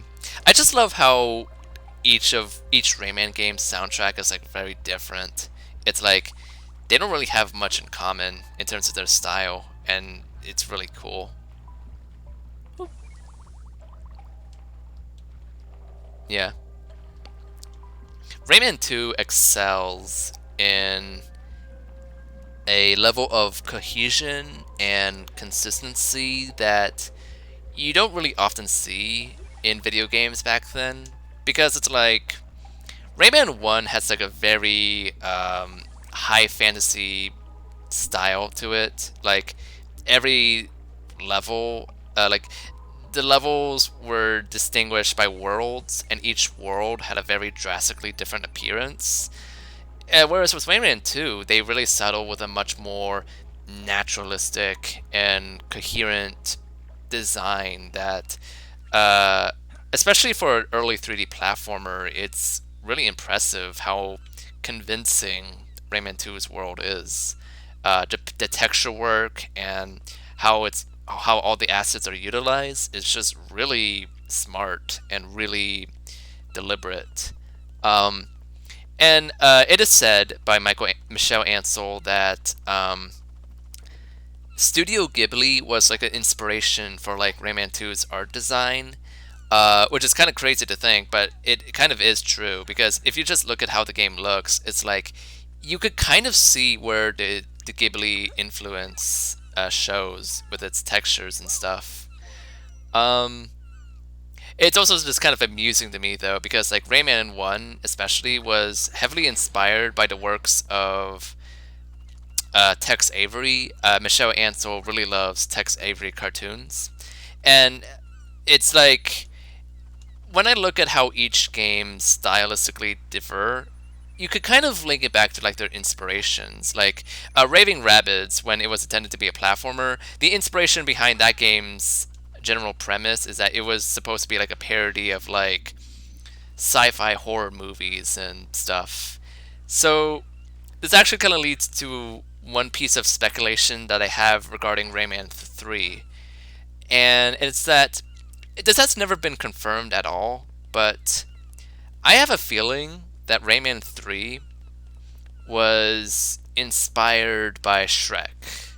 Like, I have a feeling that when Shrek came out in 2001, the developers of Rayman 3 must have took note of that movie just because it was such a big deal back then. And Rayman 3 does kind of have like a similar style of humor and tone. Very, very meta kind of, and also, really, really crude too. Uh, like I am convinced, even though it has never been confirmed, I am convinced that Rayman 3 was inspired by Shrek. Like it just seems right in my mind. And also, just so I could say, if it's true, I could confidently say that Rayman is a series that's inspired by Tex Avery, Studio Ghibli, and Shrek. But yeah, that teensy is just walking on air for a moment. Damn, that's impressive.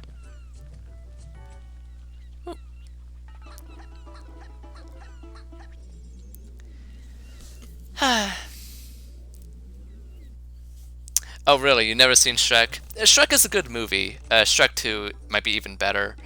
Yeah. But yeah, like if you've seen Shrek, it's like there is like some stylistic similarities between that movie and Rayman 3. I'm just convinced that just makes sense to me, I think. Um, Funny enough, like in the Bog of Merc from Rayman 3, you start that level off by landing inside of a bathroom stall inside of a swamp. A bathroom stall inside of a swamp? Hey, that was also a thing in Shrek. I wonder. It could just be a coincidence, though. Anyway, the Sanctuary of Stone and Fire. I forgot, there is like two fire-themed temples in this game, I think. I think it was like stone and fire and lava and something else.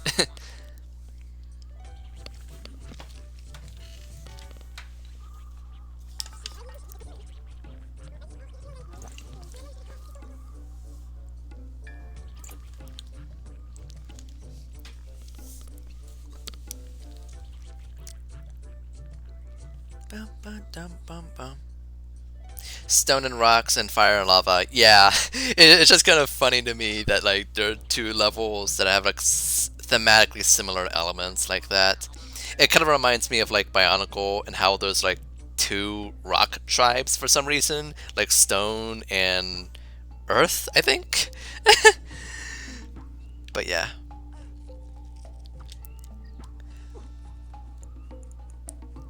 Anything around here?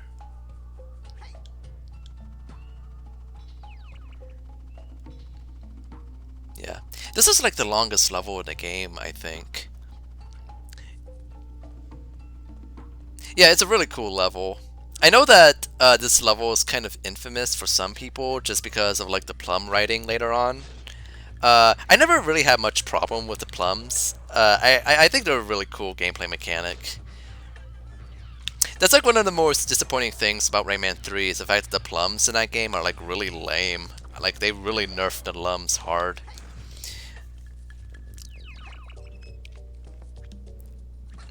And the Rayman 4 prototype actually did bring back lums, and they actually like fixed them because now Rayman can actually ride them like bouncy balls, and that's really cool. Yeah, they're kind of buggy too. That's the thing about Rayman 2. Like, I think Rayman 2 is still a fantastic game, and I think anyone should do themselves a solid and like give this game a shot. But there are elements of Rayman 2 that are a little janky, like basically any section involving like writing a shell. And I know, yeah, in Rayman 3 too, but like in Rayman 2, it's like there are some sections in Rayman 2 that are a little janky, and it's like you just kind of have to get a feel for it for people who've never played the game. I have a friend, and she did a stream of Rayman 2, and she loves Rayman 2 after playing it, but she also like struggled playing that game, mainly because it was her first time playing it, but also because like some of the elements are a little obtuse sometimes. Ba-bum-ba-bum.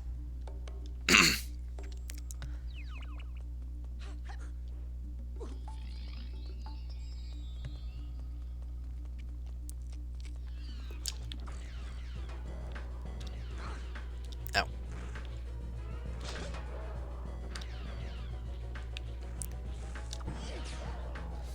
There you go.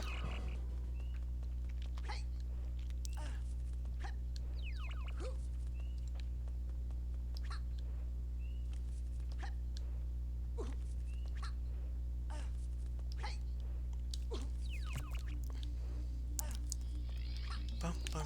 Oh, right.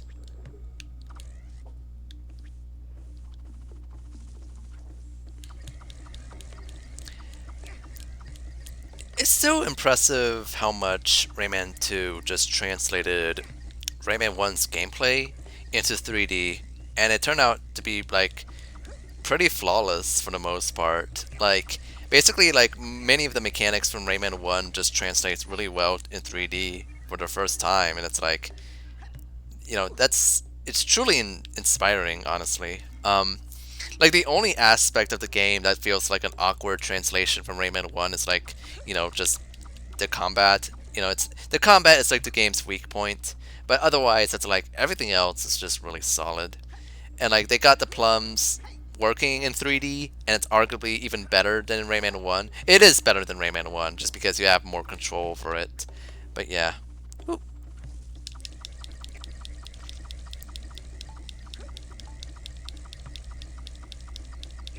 Bum, bum, bum. Dun, dun, dun, dun.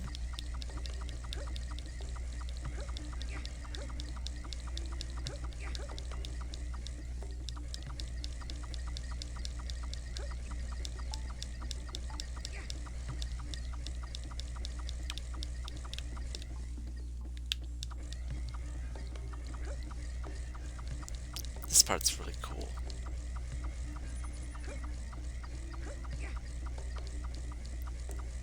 Dun, dun, dun, dun, dun, dun, dun.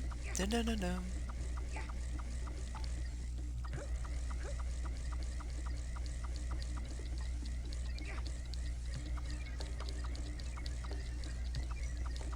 There we go.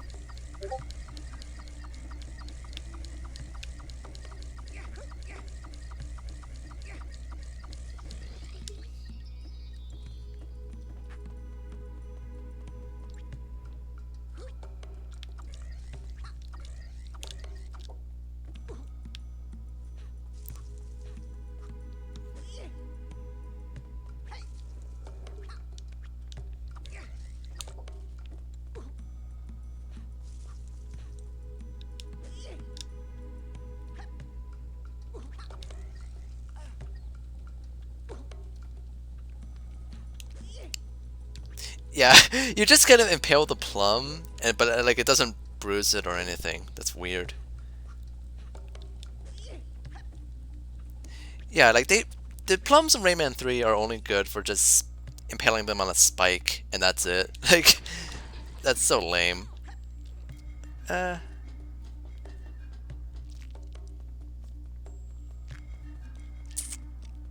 you know, truth be told, I never had a plum. Uh, I do like eating Like when I eat rice, I do have like the stuff that's plum flavored that I put on, and it tastes nice. But it's like I never really had plum itself. Yeah, I don't know why the plums feel bad in Rayman 3 because it's like it's not even just the fact that like they only have one function, but it's also like they feel worse to control. Like you can't stand on them. They're it's slower to carry them. You can't like do this cool thing of hopping the plum like that. Like they really nerfed that mechanic for some reason. It's weird. That's like one of the reasons why like I think Rayman 2 is a little stronger because Rayman 3 does a lot of really good things, but it also does some weird changes to the gameplay of Rayman 2 that I'm not really a fan of, like removing swimming, reducing some mechanics. Like it makes some weird changes to the gameplay that I don't really think works. Yeah.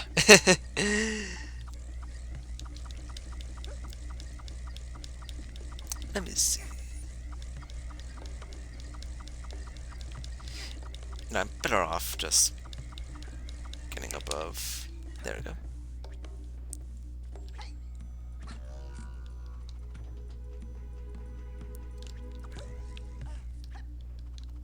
Yeah, Rayman 3 does have swimming, but like as far from what I remember, it's only in like one level where there's like pools of water. And the weirdest thing is like the one boss fight where you're basically fighting it underwater. It's like the swimming controls are just kind of weird because it's like it doesn't really feel like a natural form of swimming like in Rayman 2. It feels more scripted. You don't really have much control over your vertical height. It just kind of feels like you enter a section of the level and you're effectively controlling Rayman like how you usually do, only it's a swimming animation this time. It's just kind of weird. Like I don't know why they did that. And I think Rayman 3 did. I think Rayman 3 was planned to have like a proper water world where I guess they would have more fleshed out swimming gameplay, but that never happened. So yeah, that boss fight underwater was just kind of like a weird carryover of that unused water world. Yeah.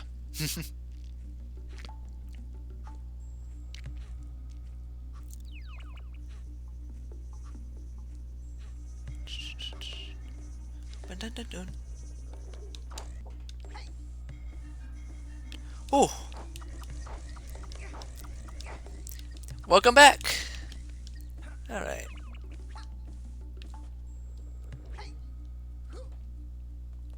Oh, won't go there yet.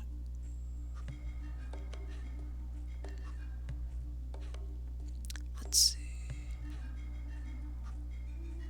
Is there only two lum? Are there only 10 lums in a section? Oh, right. I remember. Right. That black void doesn't take me to a different phase of the level. It's just a different part of this phase, I believe. Yeah, that's kind of weird. Okay.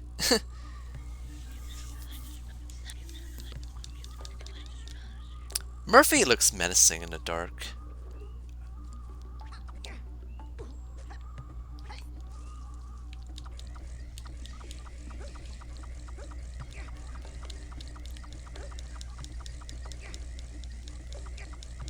Hmm.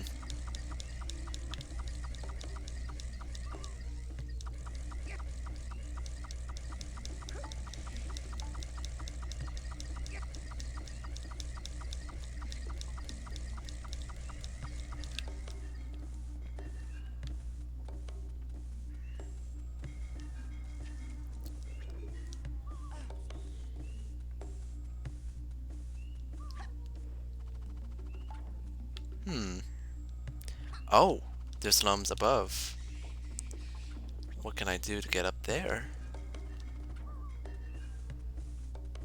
Yeah, like the plums are like impervious to lava in this game, whereas in Rayman 3 they just disintegrate if they're submerged in underwater. It's just like, oh no, that was a different phase. Oh shoot. Oh no, I wasn't meant to do that. Uh, oh well. Well, I guess I'll just replay the level and just, yeah.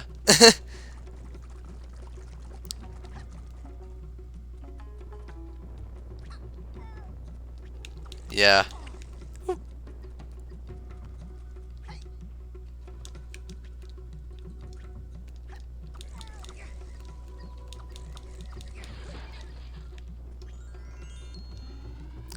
Oh, nice. Got my health extended.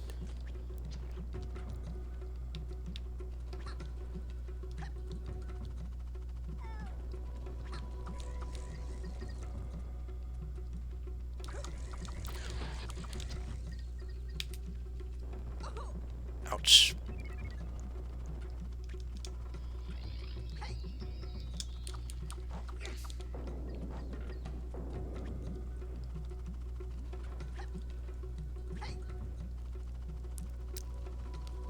Oh, am I gonna make it? Cool. Nice.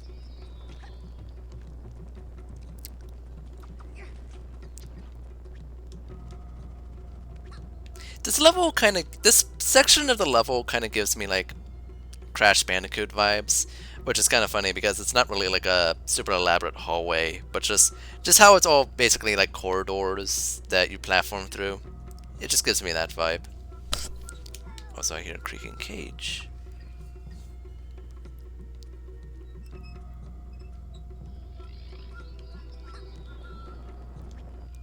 Nice.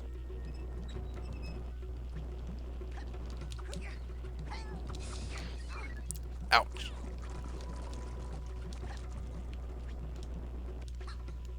Look at the tiny spider.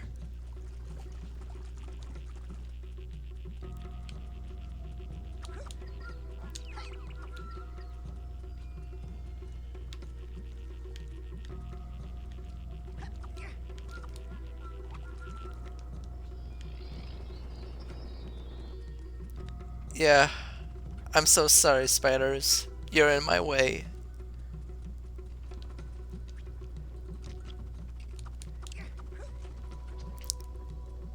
I wonder, like, considering that Rayman has no limbs, I wonder if stuff like, because sometimes when I accidentally, like, touch something that's weird or whatever, I get, like, kind of a visceral reaction out of my body. I wonder if Rayman feels the same way when he's, like, stepping on insects. Like, does he get grossed out to his core, or is it just his feet that feels weird about it?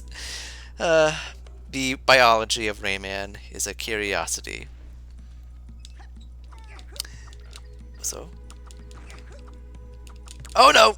Giant spider!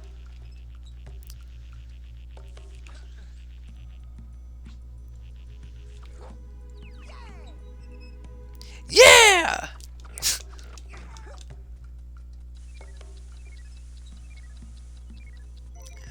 I like whenever in like Rayman 2 and 3, they just play an animation of Rayman celebrating in random points. Yeah.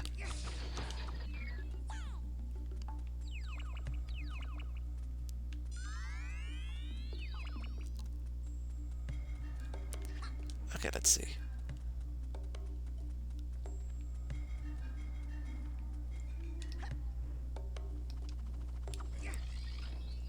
Oh, shell section. Of course.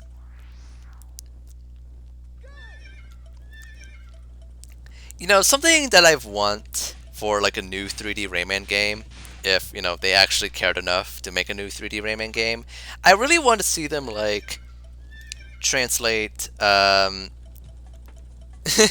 want to see them translate Origins and Legends gameplay into 3D, because I think the idea of a 3D Rayman game with fast, fluid movement where you can run around on walls and stuff could be like a really fun idea.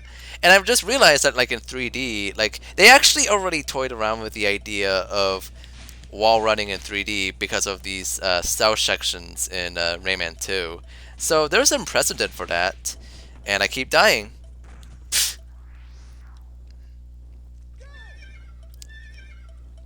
But yeah, I would like a new 3D Rayman game. Whether it's in the style of Rayman 2 or 3, or if it's an adaptation of Origins and Legends gameplay, that would be nice. Yeah. Sections like these in Rayman 2, where you're just riding a shell or flying a barrel or whatever, these are definitely the these are definitely like the more tough points in the game. Like, if it wasn't for the fact that like Rayman has a much more lenient health system, like this would honestly be harder than a lot of stuff in Rayman 1. But you know, it's pretty generous. Ah.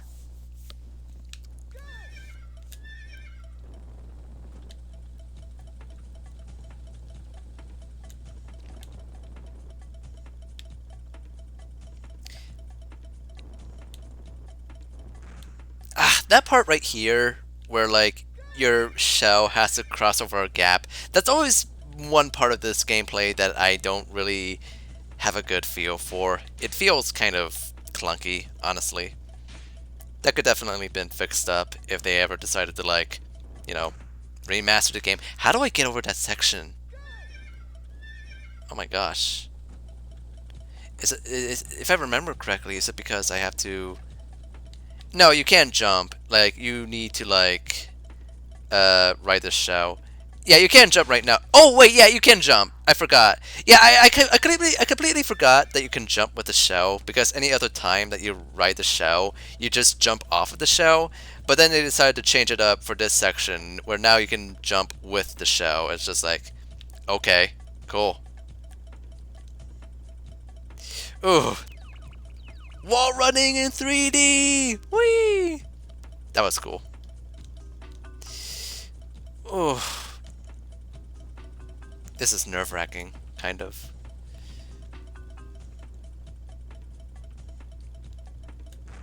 Oh my god! And sometimes I have to be a little careful when I jump because I could just be jumping right headfirst into a ground. Yeah, like that's what I mean. It's just like like I think it would be cool if there was like a good way of recontextualizing why you can jump with the rocket right now. To kind of reference like Donkey Kong Country. In Donkey Kong Country Returns, there are minecarts that are either completely empty that the Kongs are in, or the minecarts are filled with gems, and the Kongs are basically on top of those gems. And that's one way they contextualize that. Yes, the empty minecarts you can jump with, and the minecarts that are filled with gems you could jump out of it, basically. That's like one way of communicating the idea of, yeah, this type of vehicle you can jump with or jump out of. Um, but yeah. Oh, okay, yeah, no, never mind. Okay, I got worried that I accidentally skipped a huge chunk of the level, but it turns out like this level is unique in that each phase of the level actually like intersect with one another. Yeah, like change the color, like maybe make the shell orange to indicate that you can jump with it, and have Murphy say like, have Murphy there be like, these orange shells are quite I don't know, clingy, so you jump with them or something. I don't know. Like that would have been one way of making that idea better communicated, I think. But yeah. Okay, so I got worried that I skipped this phase of the level, but I forgot this level has these phases intersect, which is kind of unique for a Rayman level. But yeah, I guess I just have to go back down. So I guess that area that I just went through was like completely optional. It's just for extra lums and cages. So, you know, that was cool, I suppose. Uh, let's see.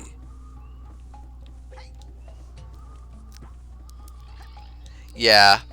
There's actually like another... Well, yeah, it is the only big optional section of the game. There's actually another instance of an optional area, but it's like really unique. Because basically, like in one of the later levels, you enter like an alcove, and that warps you to like a unique area in the Fairy Glade. Because with the Fairy Glade, you actually can't complete that level by itself. You have to access a section of the level through another level, and it's like the only time the game ever does that. It's really interesting. Um, and I mean, I actually like that part. I like the fact that those levels connect in a weird way, but it's like, it's just so weird because it's the only time that happens. Yeah.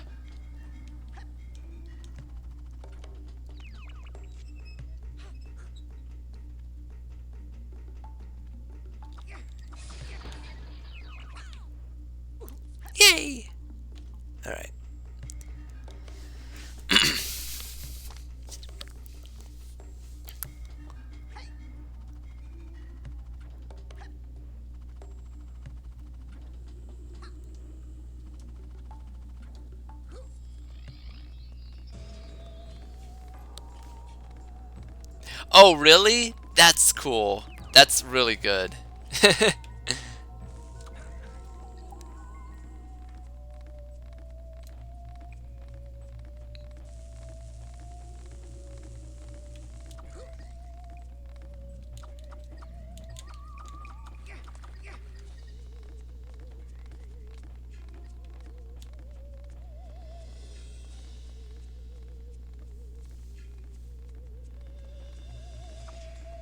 This guy's a little annoying.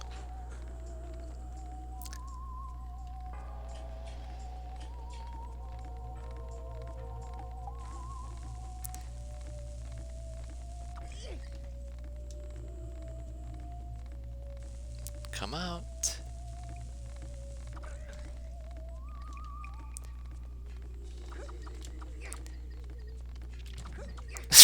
So fast.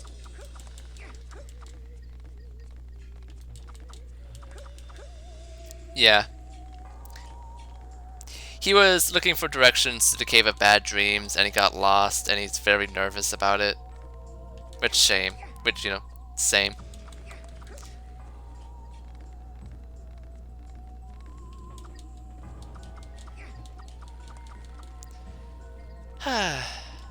Come on, man.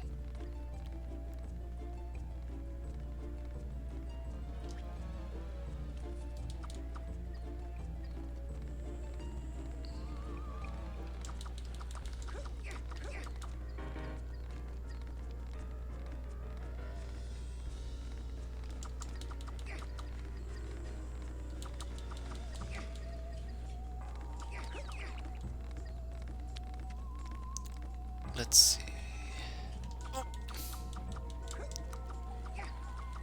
So close. Nice. And he turned into a plum.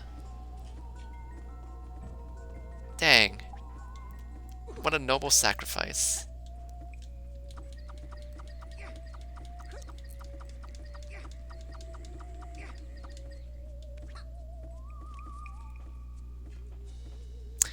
Ooh, that looks like a transition area. So let me... let's see.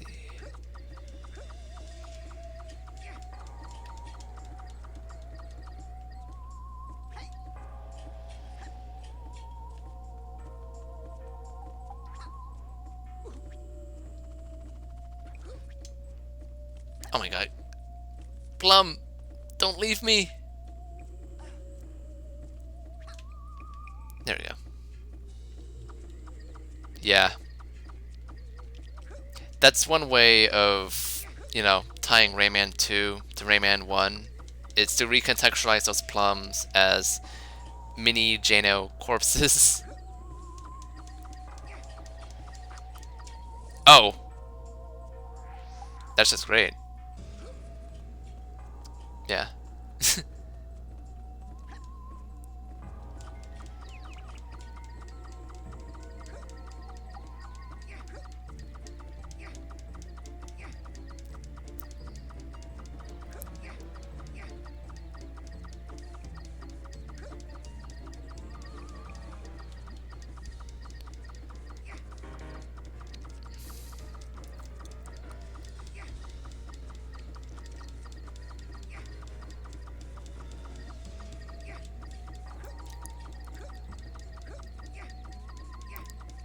There better be something around here, because if not, then I've just wasted my time.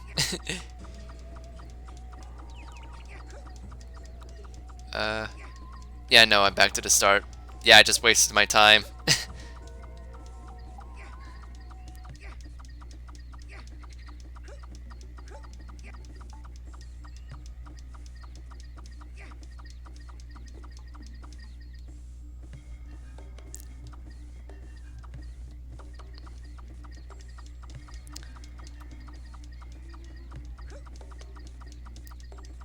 Yeah. That's just the kind of thing with a game where the collectibles are just like very small. Uh, Basically like very small collectibles like coins, is that you're just kind of, you're just very attentive on what you're missing out and stuff. It's always kind of nervous. It makes me a little nervous when like I'm playing through a level in this game and like I'm at like 49 lums and I'm pretty late into the level and I'm just like, oh no, I hope I didn't miss a lum back there. But then it turns out, oh no, it just gave me the lum. Yeah. Also, I think I despawned the. Where's the plum actually? Oh, there you are, plum. You didn't leave me. Thank you. But yeah, like, a collectible I would compare the lums to is like the purple coins in Mario Odyssey. You know, they're kind of like a similar collectible where it's like very copious and small. But like in Mario Odyssey, there's like a rule in that game where generally speaking, purple coins would be like grouped in teams of 3 or so. It's very rare, I think, for a purple coin to just be on its own. And this is to assure that, you know, a player doesn't get frustrated with just finding that one lum that they're missing out. It's like, where is it? It's like, if I'm playing through an Odyssey Kingdom and I have like 47 purple coins out of a 50, I'm just thinking to myself, oh yeah, there's probably like a little area that houses like 3 purple coins. It's very likely. Uh, but yeah. Now, this is a section that I think a lot of people really struggled with, just because like the physics of the plum here is pretty different from the previous phase. It's a lot more exaggerated. It's a bit uh, more wild by comparison. And I guess for a lot of people, it's just like this plum is just too loose. But I never had a problem with it, honestly. Yeah, I did die a lot first time playing it, but like I didn't really struggle too much with it. I just kind of had to have a feel for it, basically. Yeah.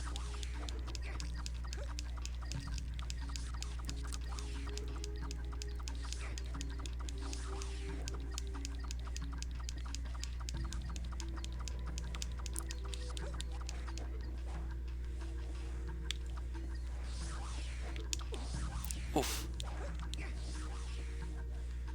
Into the dark pit.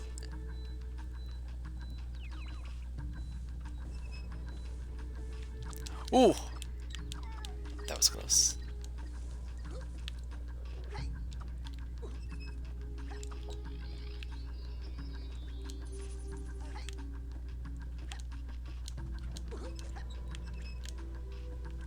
Oh.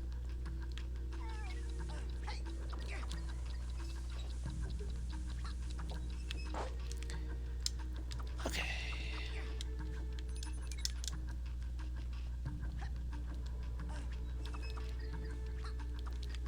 Another thing about this level that people would definitely struggle with is how mazy this one is. Like, this is probably the most complicated level in Rayman 2 in terms of its map construction, because there's a lot of like you do tend to go back and forth in this level quite a bit.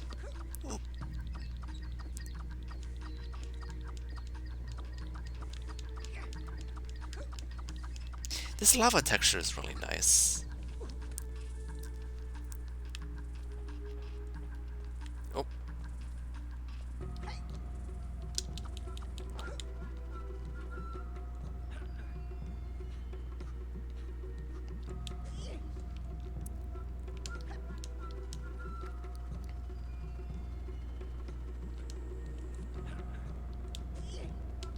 Oh. Oh, good.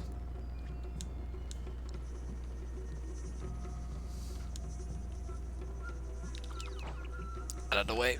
Oh no!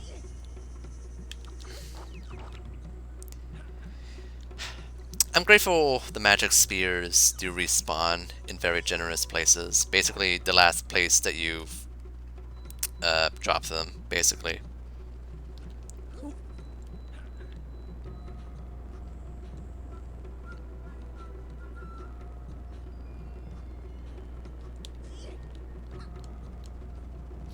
Yeah.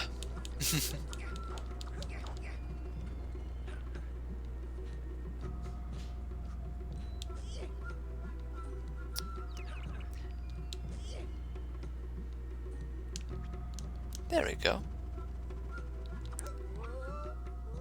And where does this purple lum take me?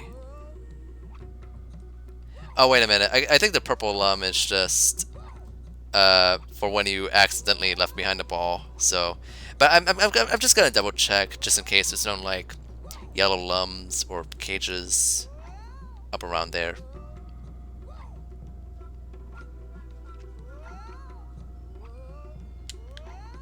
From what I can tell, no, not really.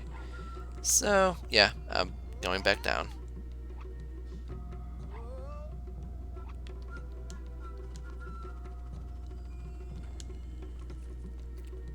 One of the coolest parts about the Rayman 4 prototype is the grapple mechanic, because in that initial reveal trailer for Raving Rabbids, when it was presented as a platformer, they showed off this mechanic where Rayman can like chain onto rabbits and he can like swing them around.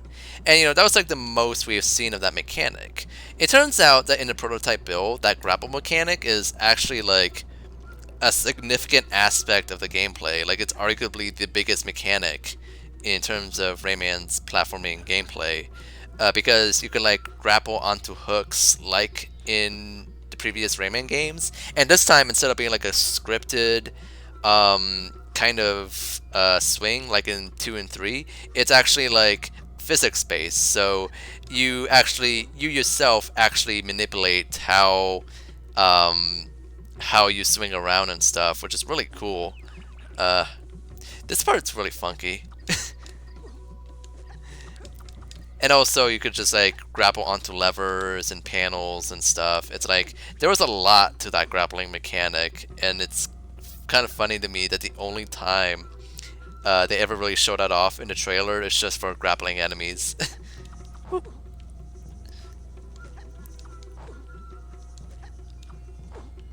There we go.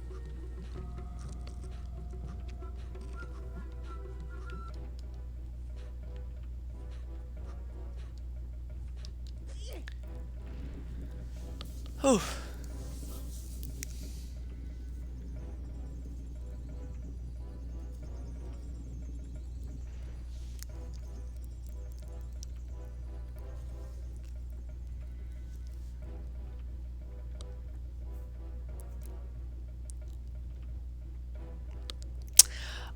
It's my buddy, my homie, Umber. Best character in the game.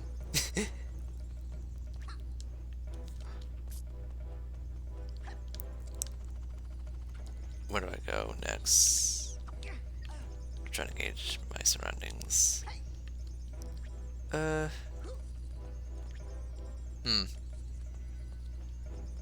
Yeah, very brutal boss fight. Like, if you mistime your jump, you might actually fall into the lava pit. It's insane. Where do I actually go now, actually? I'm trying to remember. There's Umber right there.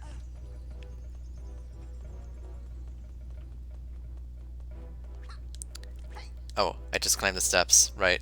Yeah, right, and then I just ledge grab here.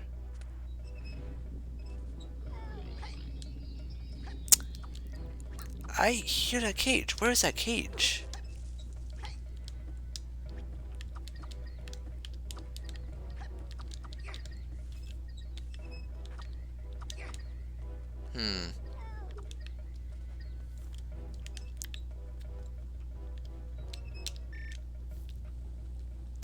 Alright, first person mode.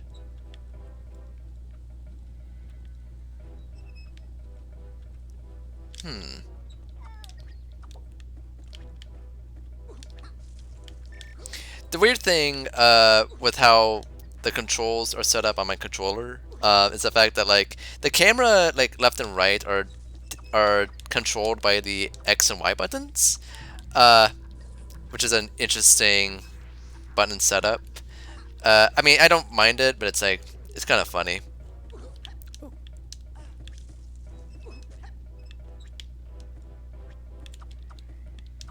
Anyway. So what I'm doing right now, no, so This is the PC version, yeah. This version of the game through Good Old Games. And basically, I have like an 8-bit-o thing. I'm basically using a Nintendo Switch controller um, for my for the this game. Where is that cage noise coming from? That's bothering me. Oh, it's right there. Huh. How do I get up there? Hmm. Yeah, that little connector that looks like a Mario brick block, a thin Mario brick block. Yeah, it works. It gets the job done. Uh, like connecting a controller to your PC, just why is it so complicated? Like it should be easier than all you have to do is just have a connector, but it's like for a Switch Pro controller, like that only really works on Steam, and this game is not on Steam, so it's like I kind of have to rely on alternate methods to make it work. There's probably some simple thing that I could do that I just don't know about, but as is, it's like, yeah, I'm just relying on 8-bit-o. I like the Switch Pro controller. It's just like connecting it to the PC is the problem. uh, yeah, they're just plug and play, but for Switch Pro, it's like I can only really natively support it on Steam because the Steam actually supports it, surprisingly.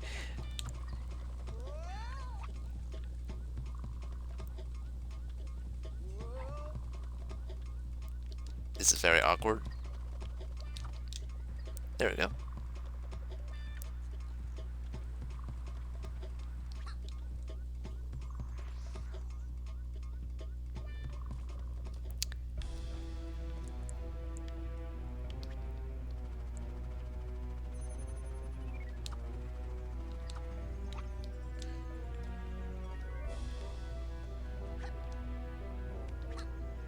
Anyway, let's wake up our homie, Umber. Chill, dude. Very cool.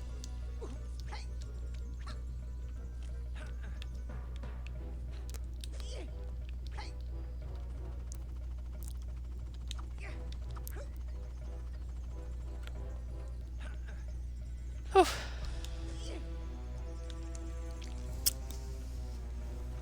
There he is! I like that the game presents him like he's a boss. In the PS1 version of Rayman 2, he actually does have voice acting. Like, after you cross the path, like, there's like a brief little cutscene where he warns Rayman that, this path is going to be dangerous, please be careful, you know. Umber is just a cool dude. Like, he's the best.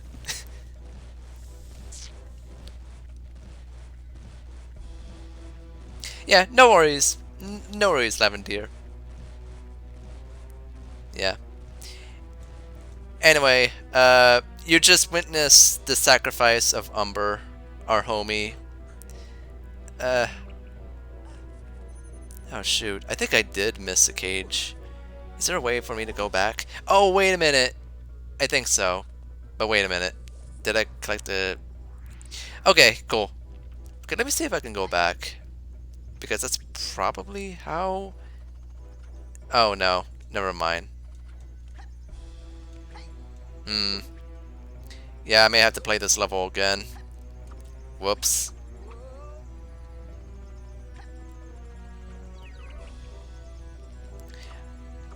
Fortunately, Umber is immortal, so he's always there for me when I decided to fall into the lava pit for whatever reason. Oh no. Yeah, only the longest level. Why is this level so long? Anyway. Oh.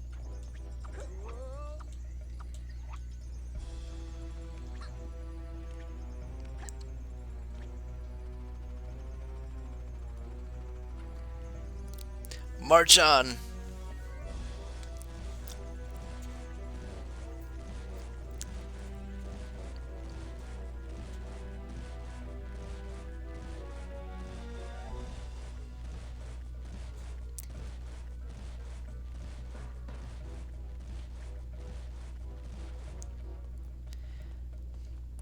never forget.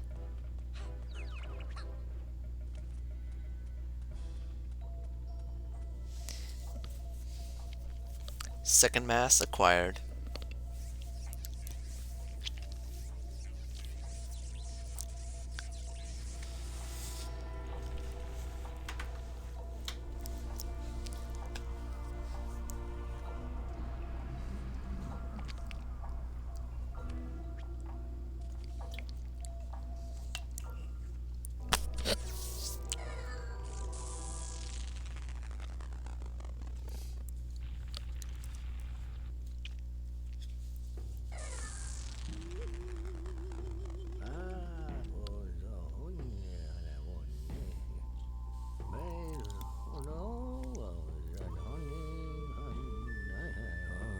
Kabalski, which Polycus design do you prefer? Do you prefer how he looks in Rayman 2 or how he looks in Origins and Legends? I could go both ways, honestly.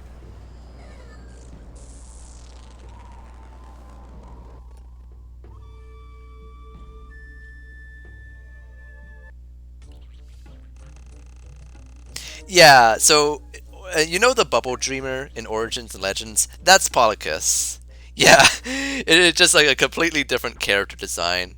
Oh, what is this? This is unique. I never seen this before. You see this background? Huh. But yeah, Polycus is in Origins and Legends, but he's referred to as the Bubble Dreamer, and he just has like a completely different design. They had a whole idea early on that Polycus is like a shapeshifter in Origins, and he would just randomly change into different forms.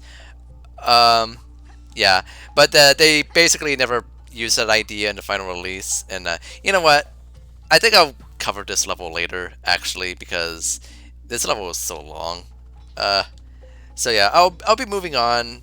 I'll revisit this level once I get farther into the game, and I just got okay.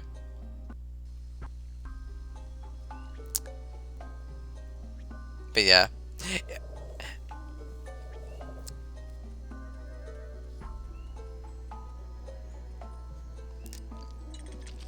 I really like this world map in this version of the game and other versions. The Dreamcast version has like a different world map, which I guess is like closer in style to Rayman 1, I suppose, but I never really like how that looks. Also, rain.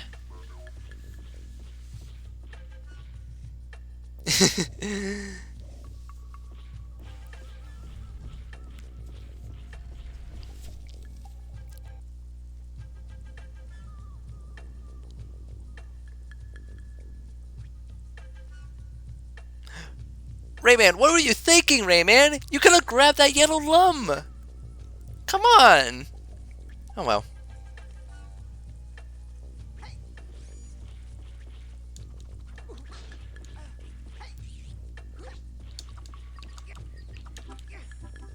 Bum, bum, bum, bum.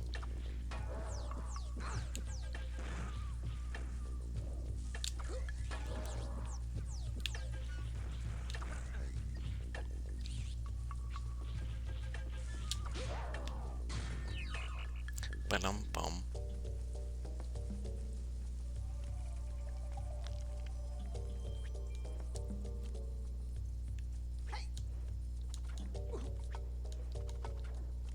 What does that say? Ah, yeah. Hmm.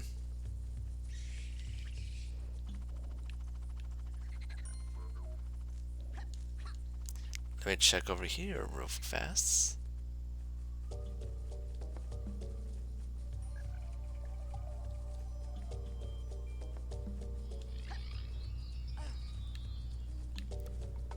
This area is pretty cool. Alright, you have fun. Thank you so much for watching my stream. And yeah, you take care.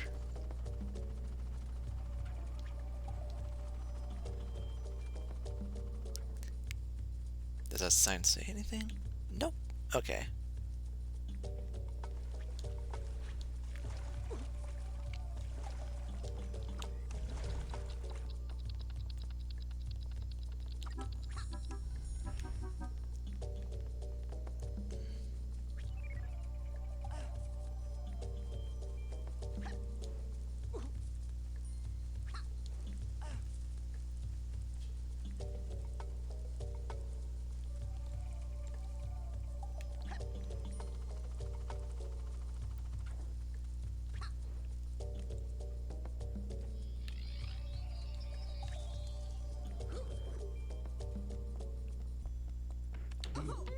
Ouch.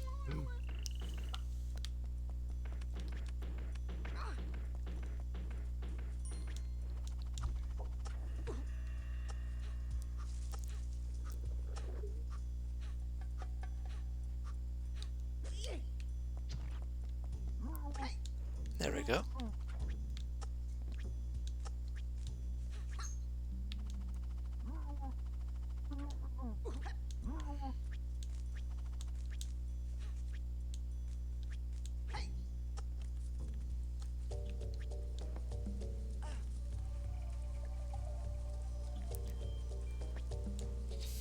Dun dun dun dun dun dun dun.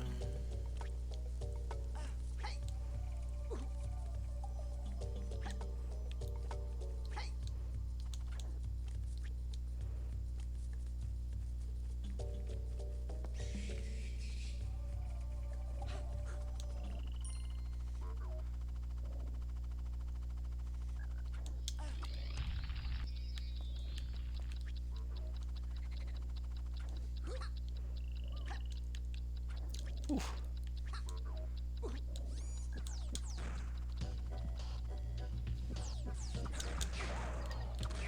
Nice.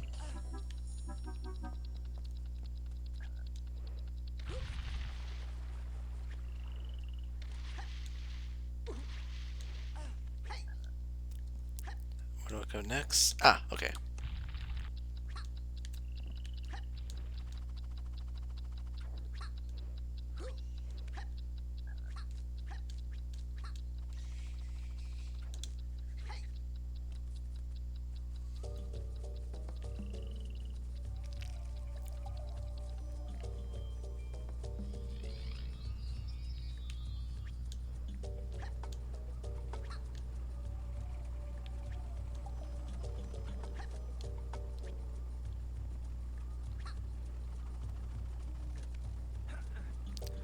Oof.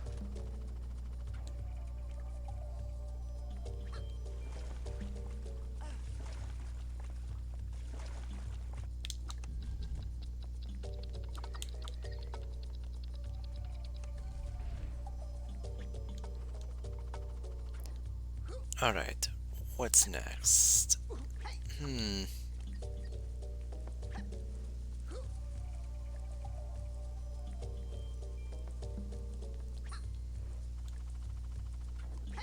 Just around here, here.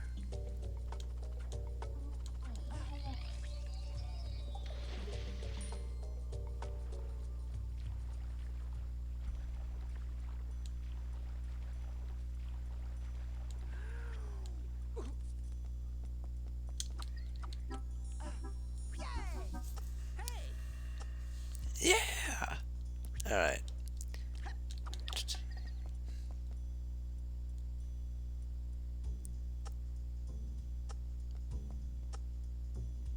Ah, okay.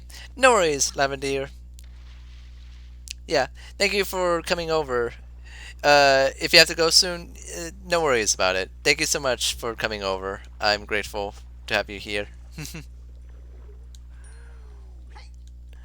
Let's see.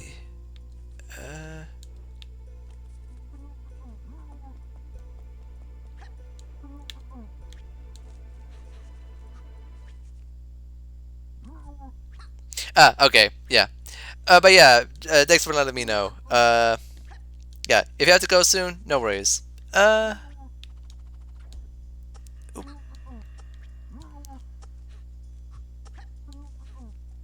okay, so is there anything else? Nope, I think we're good. Cool.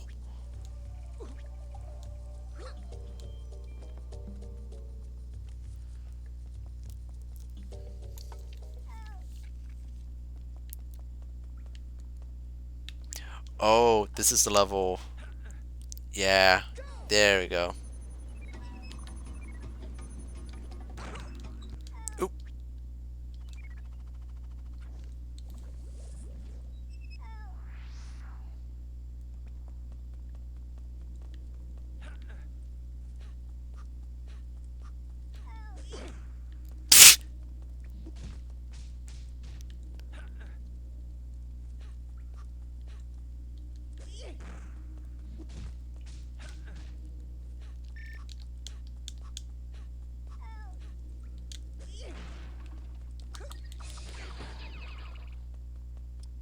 Nice.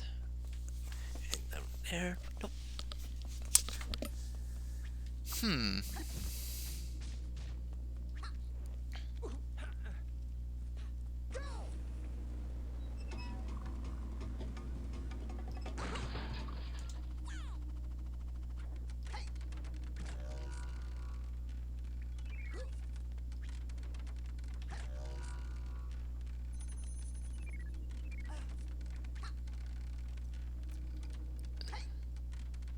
All right. See you later, Lavender. Thanks for coming over. Oh. Dun, dun, dun. Dun, dun, dun, dun, dun, dun, dun, dun.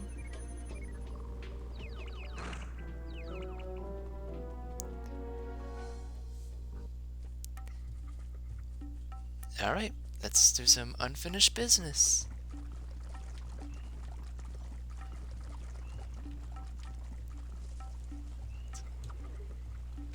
Oh.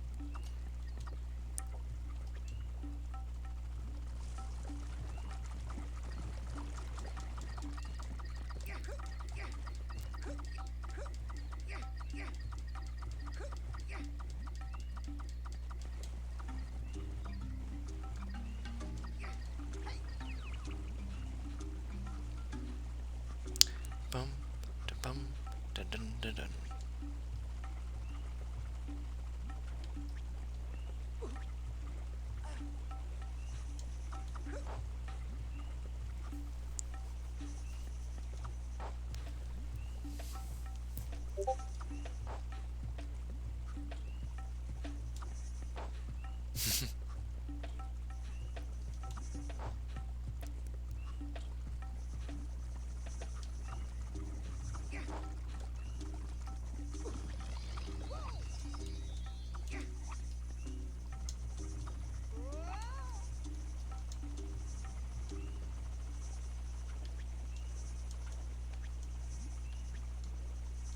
Get away from me!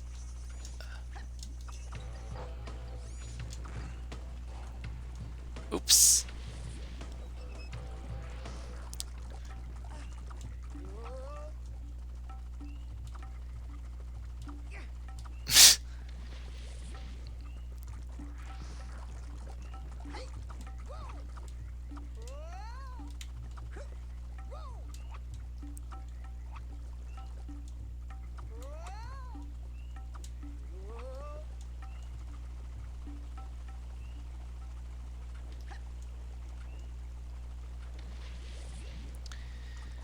Oh boy.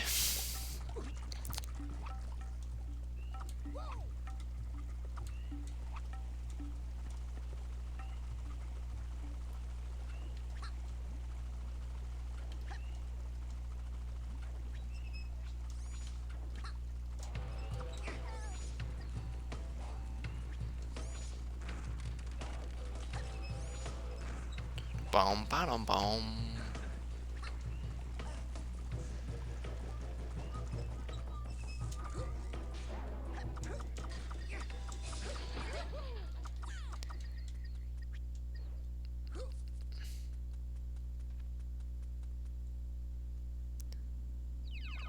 That was fun.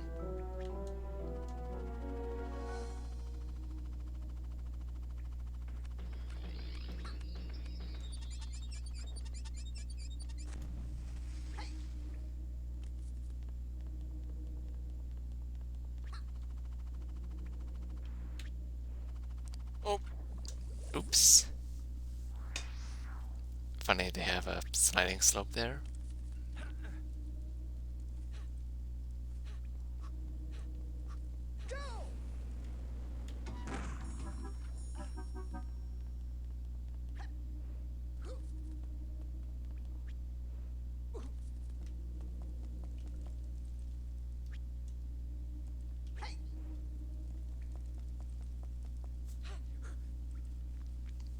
Ah, oof.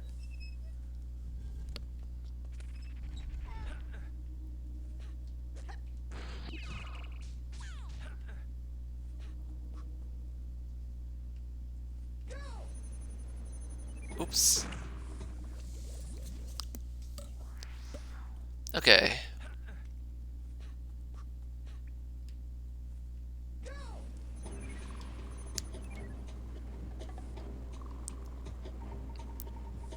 Bum, bum, bum.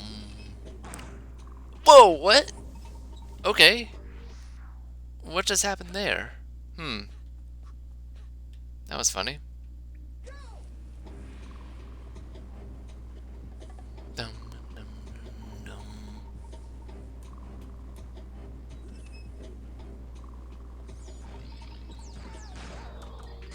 Oh, nice. It did hit.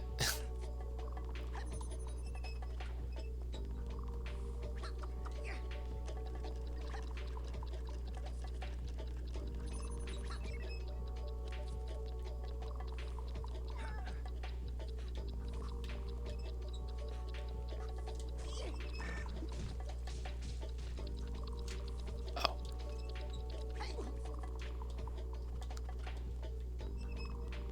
Almost missed that.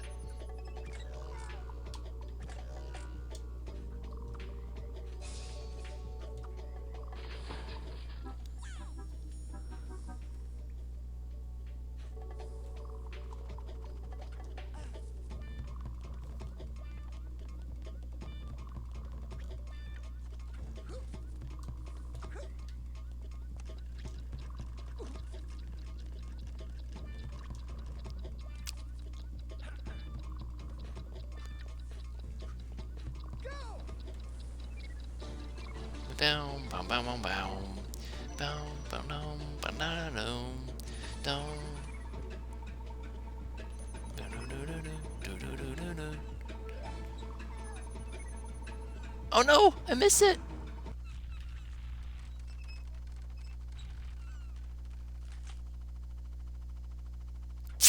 Okay.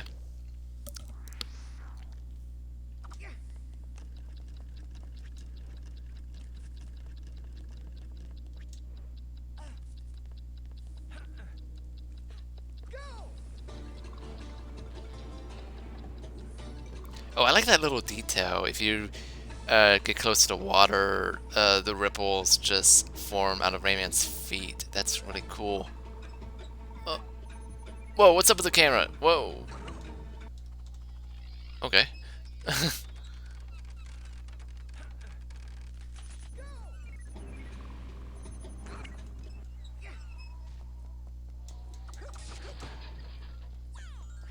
uh, wait.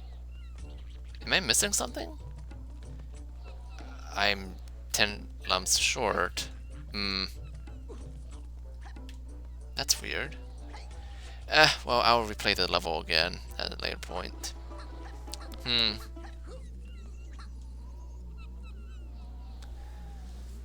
Whew.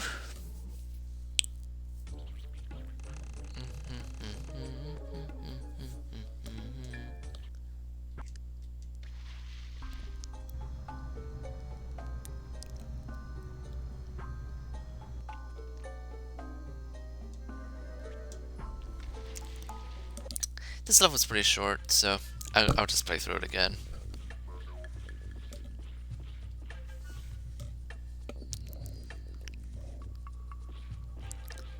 And I got all the cages, so there's like a considerable amount of lums I'm missing. Hmm.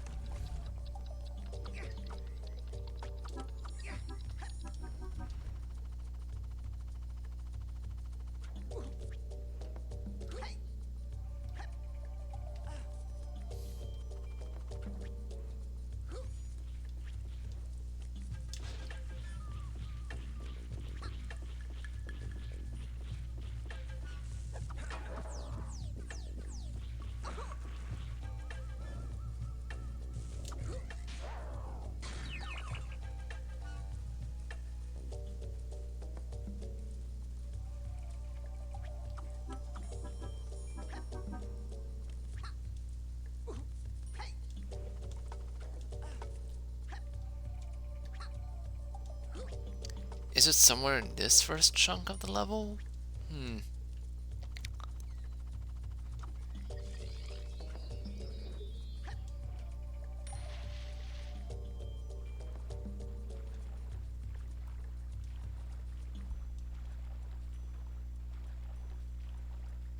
Hmm.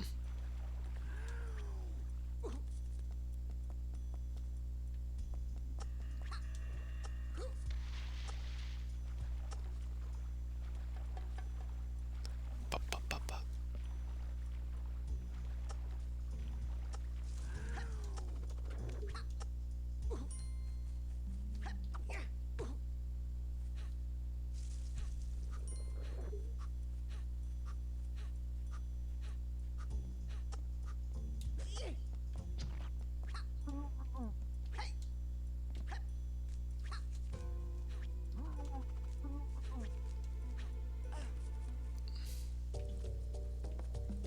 Hmm.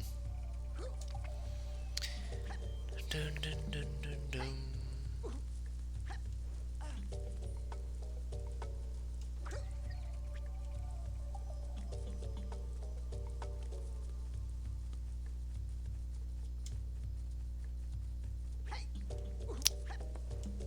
Uh, hmm.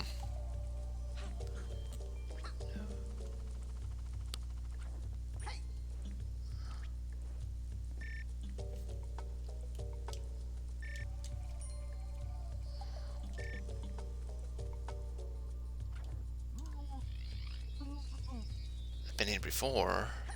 Hmm.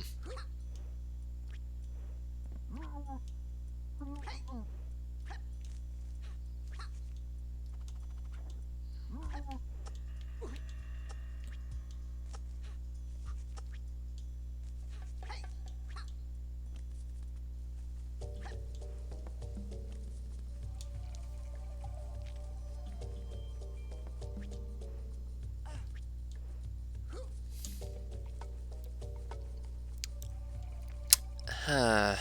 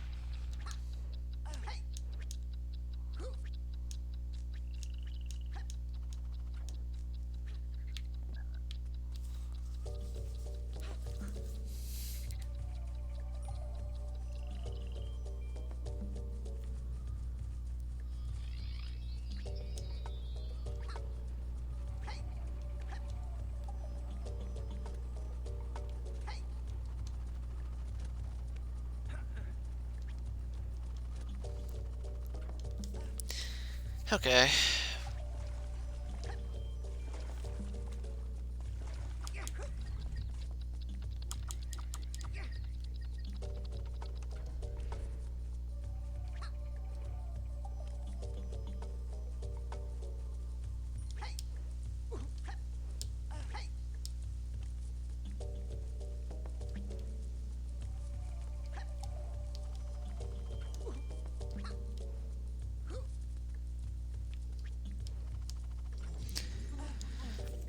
You know what? Maybe I should just move on and take care of that later.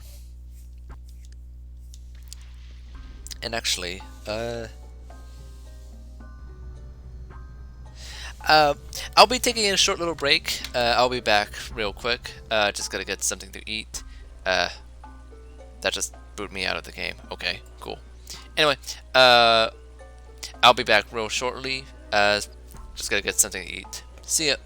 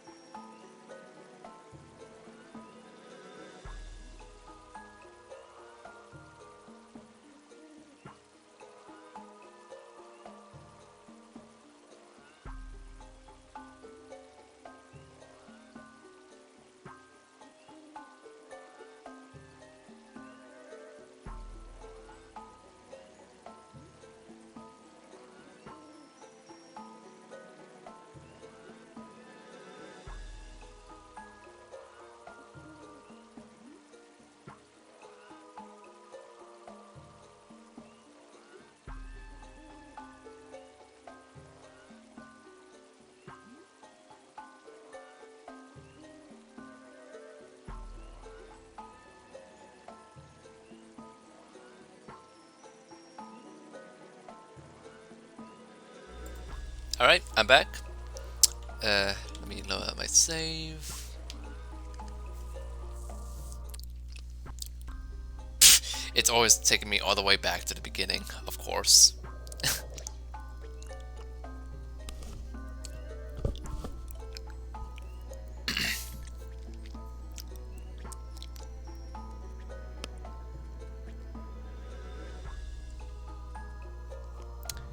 The precipice. Ooh. Meanwhile,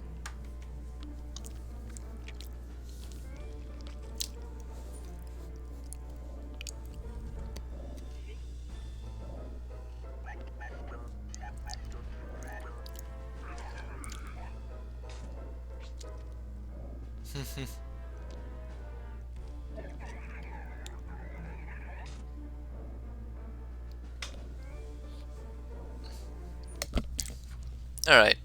I think I'll be ending the stream after this level.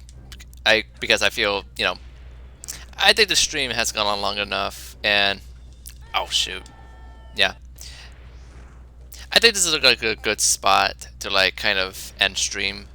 Uh, because we're basically halfway through the game at this point, so I figured, another stream of this game won't hurt.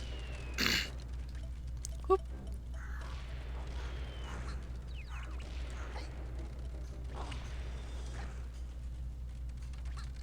Do, do, do, do, do.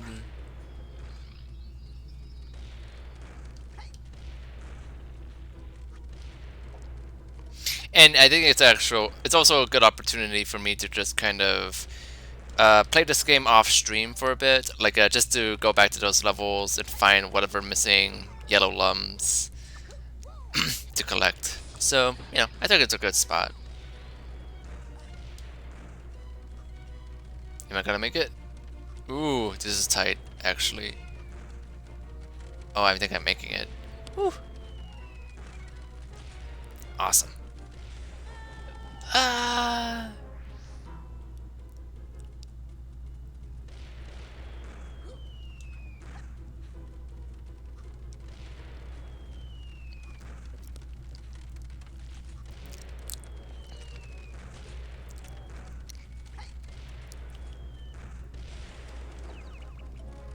Oh no! Right.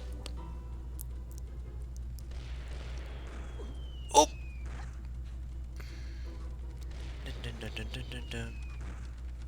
Bum, bum, bum, bum, bum, bum. Oh my gosh, why do I struggle with this part? Let's see. Whoop.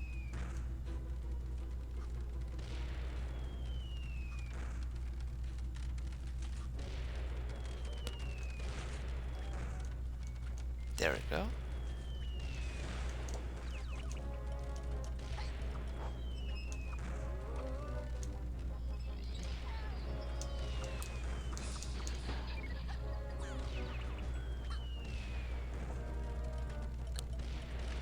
Oh, wait a minute.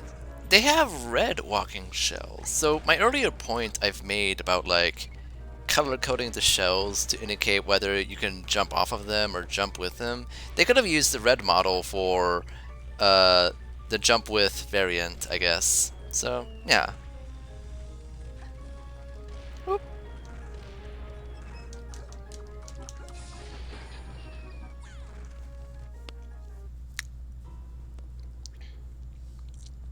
This level was just really cool. It's just straight up non-stop action. Whoop. This is basically like... This is the kind of scene that is depicted in the box art for this game. Just Rayman running away from like a pirate ship that just exploded. So yeah, I can see why. This level really does feel like a really cool,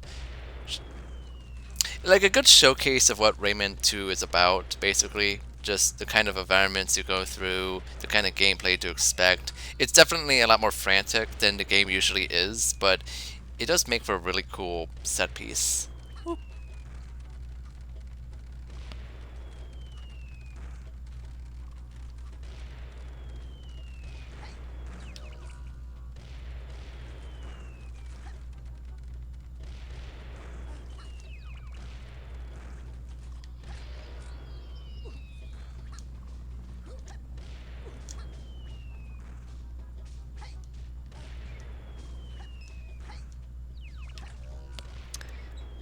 I love how they just made this tower out of like a bunch of pirate ship assets and wood assets, and it works.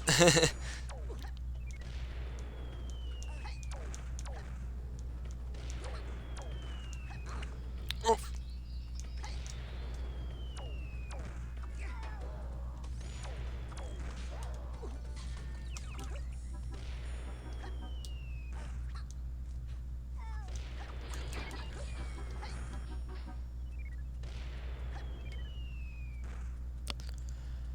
Whew.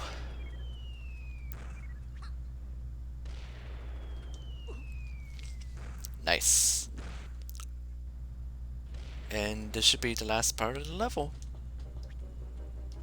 I think. Yeah, it should be. 3 phases, generally speaking.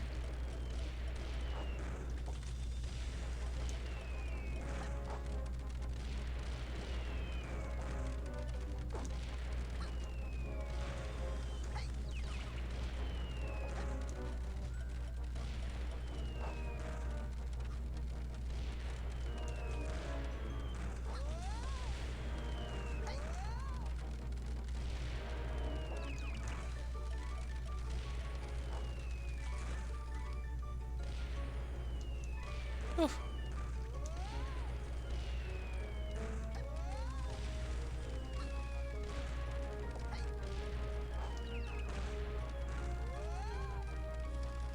Oh no! Into the deep green water.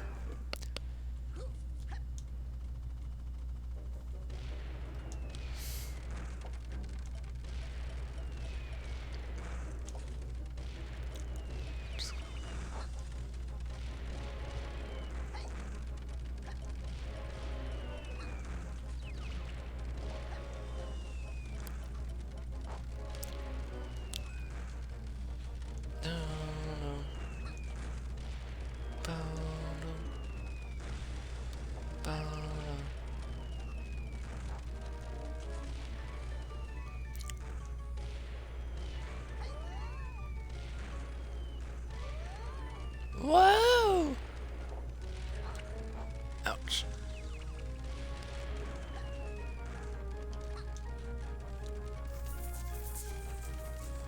So close.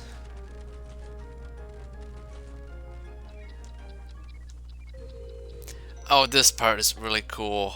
I love this section.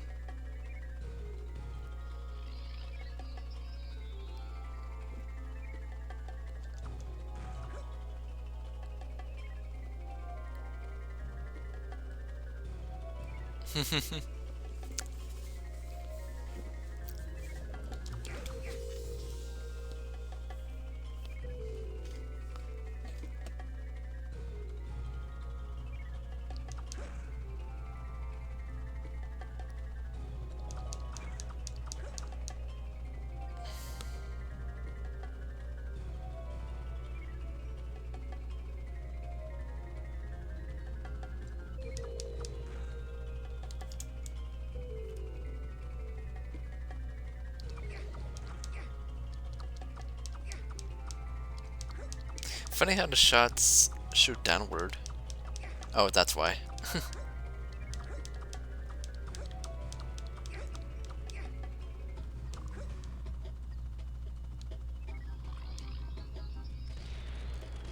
Made it.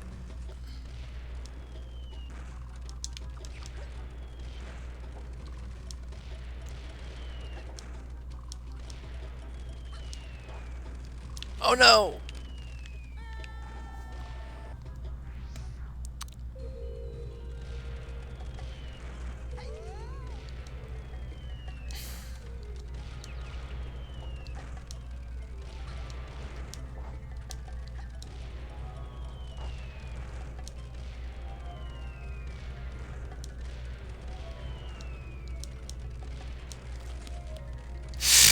Dang it.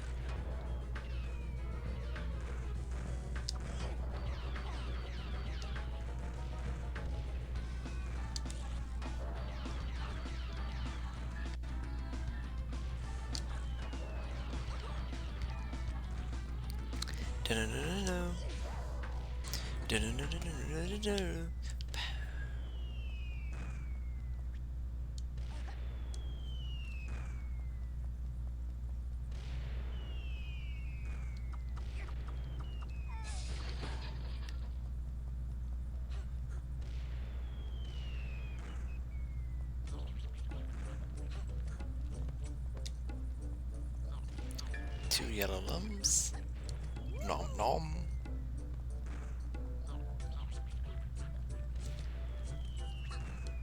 Sweet.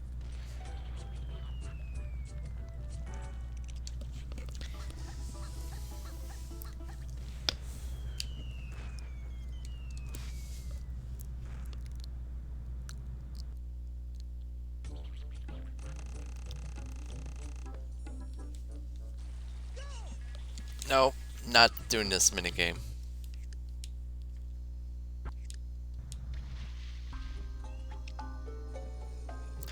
Woo! Alright, well, I think this will be it for the stream. Um, so, I don't know when I'll stream this game again. Assuming nothing comes up tomorrow, I might stream right there. Um, but yeah, thank you to anyone that came over, that dropped in and watched me play this game. I'm still pretty new to Twitch, but you know, I'm getting a lot more confidence in just doing more streams because this is really fun. I really like doing streams apparently, and I was so nervous about doing any streams in the past, but now I'm just like, yeah, no, I want to keep doing this. This is just fun. But yeah, I'll be ending the stream right then and there. Let me close the game.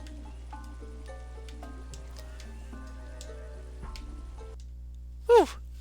Uh, anyway, so thank you so much for watching, and I'll see you all later. Bye bye.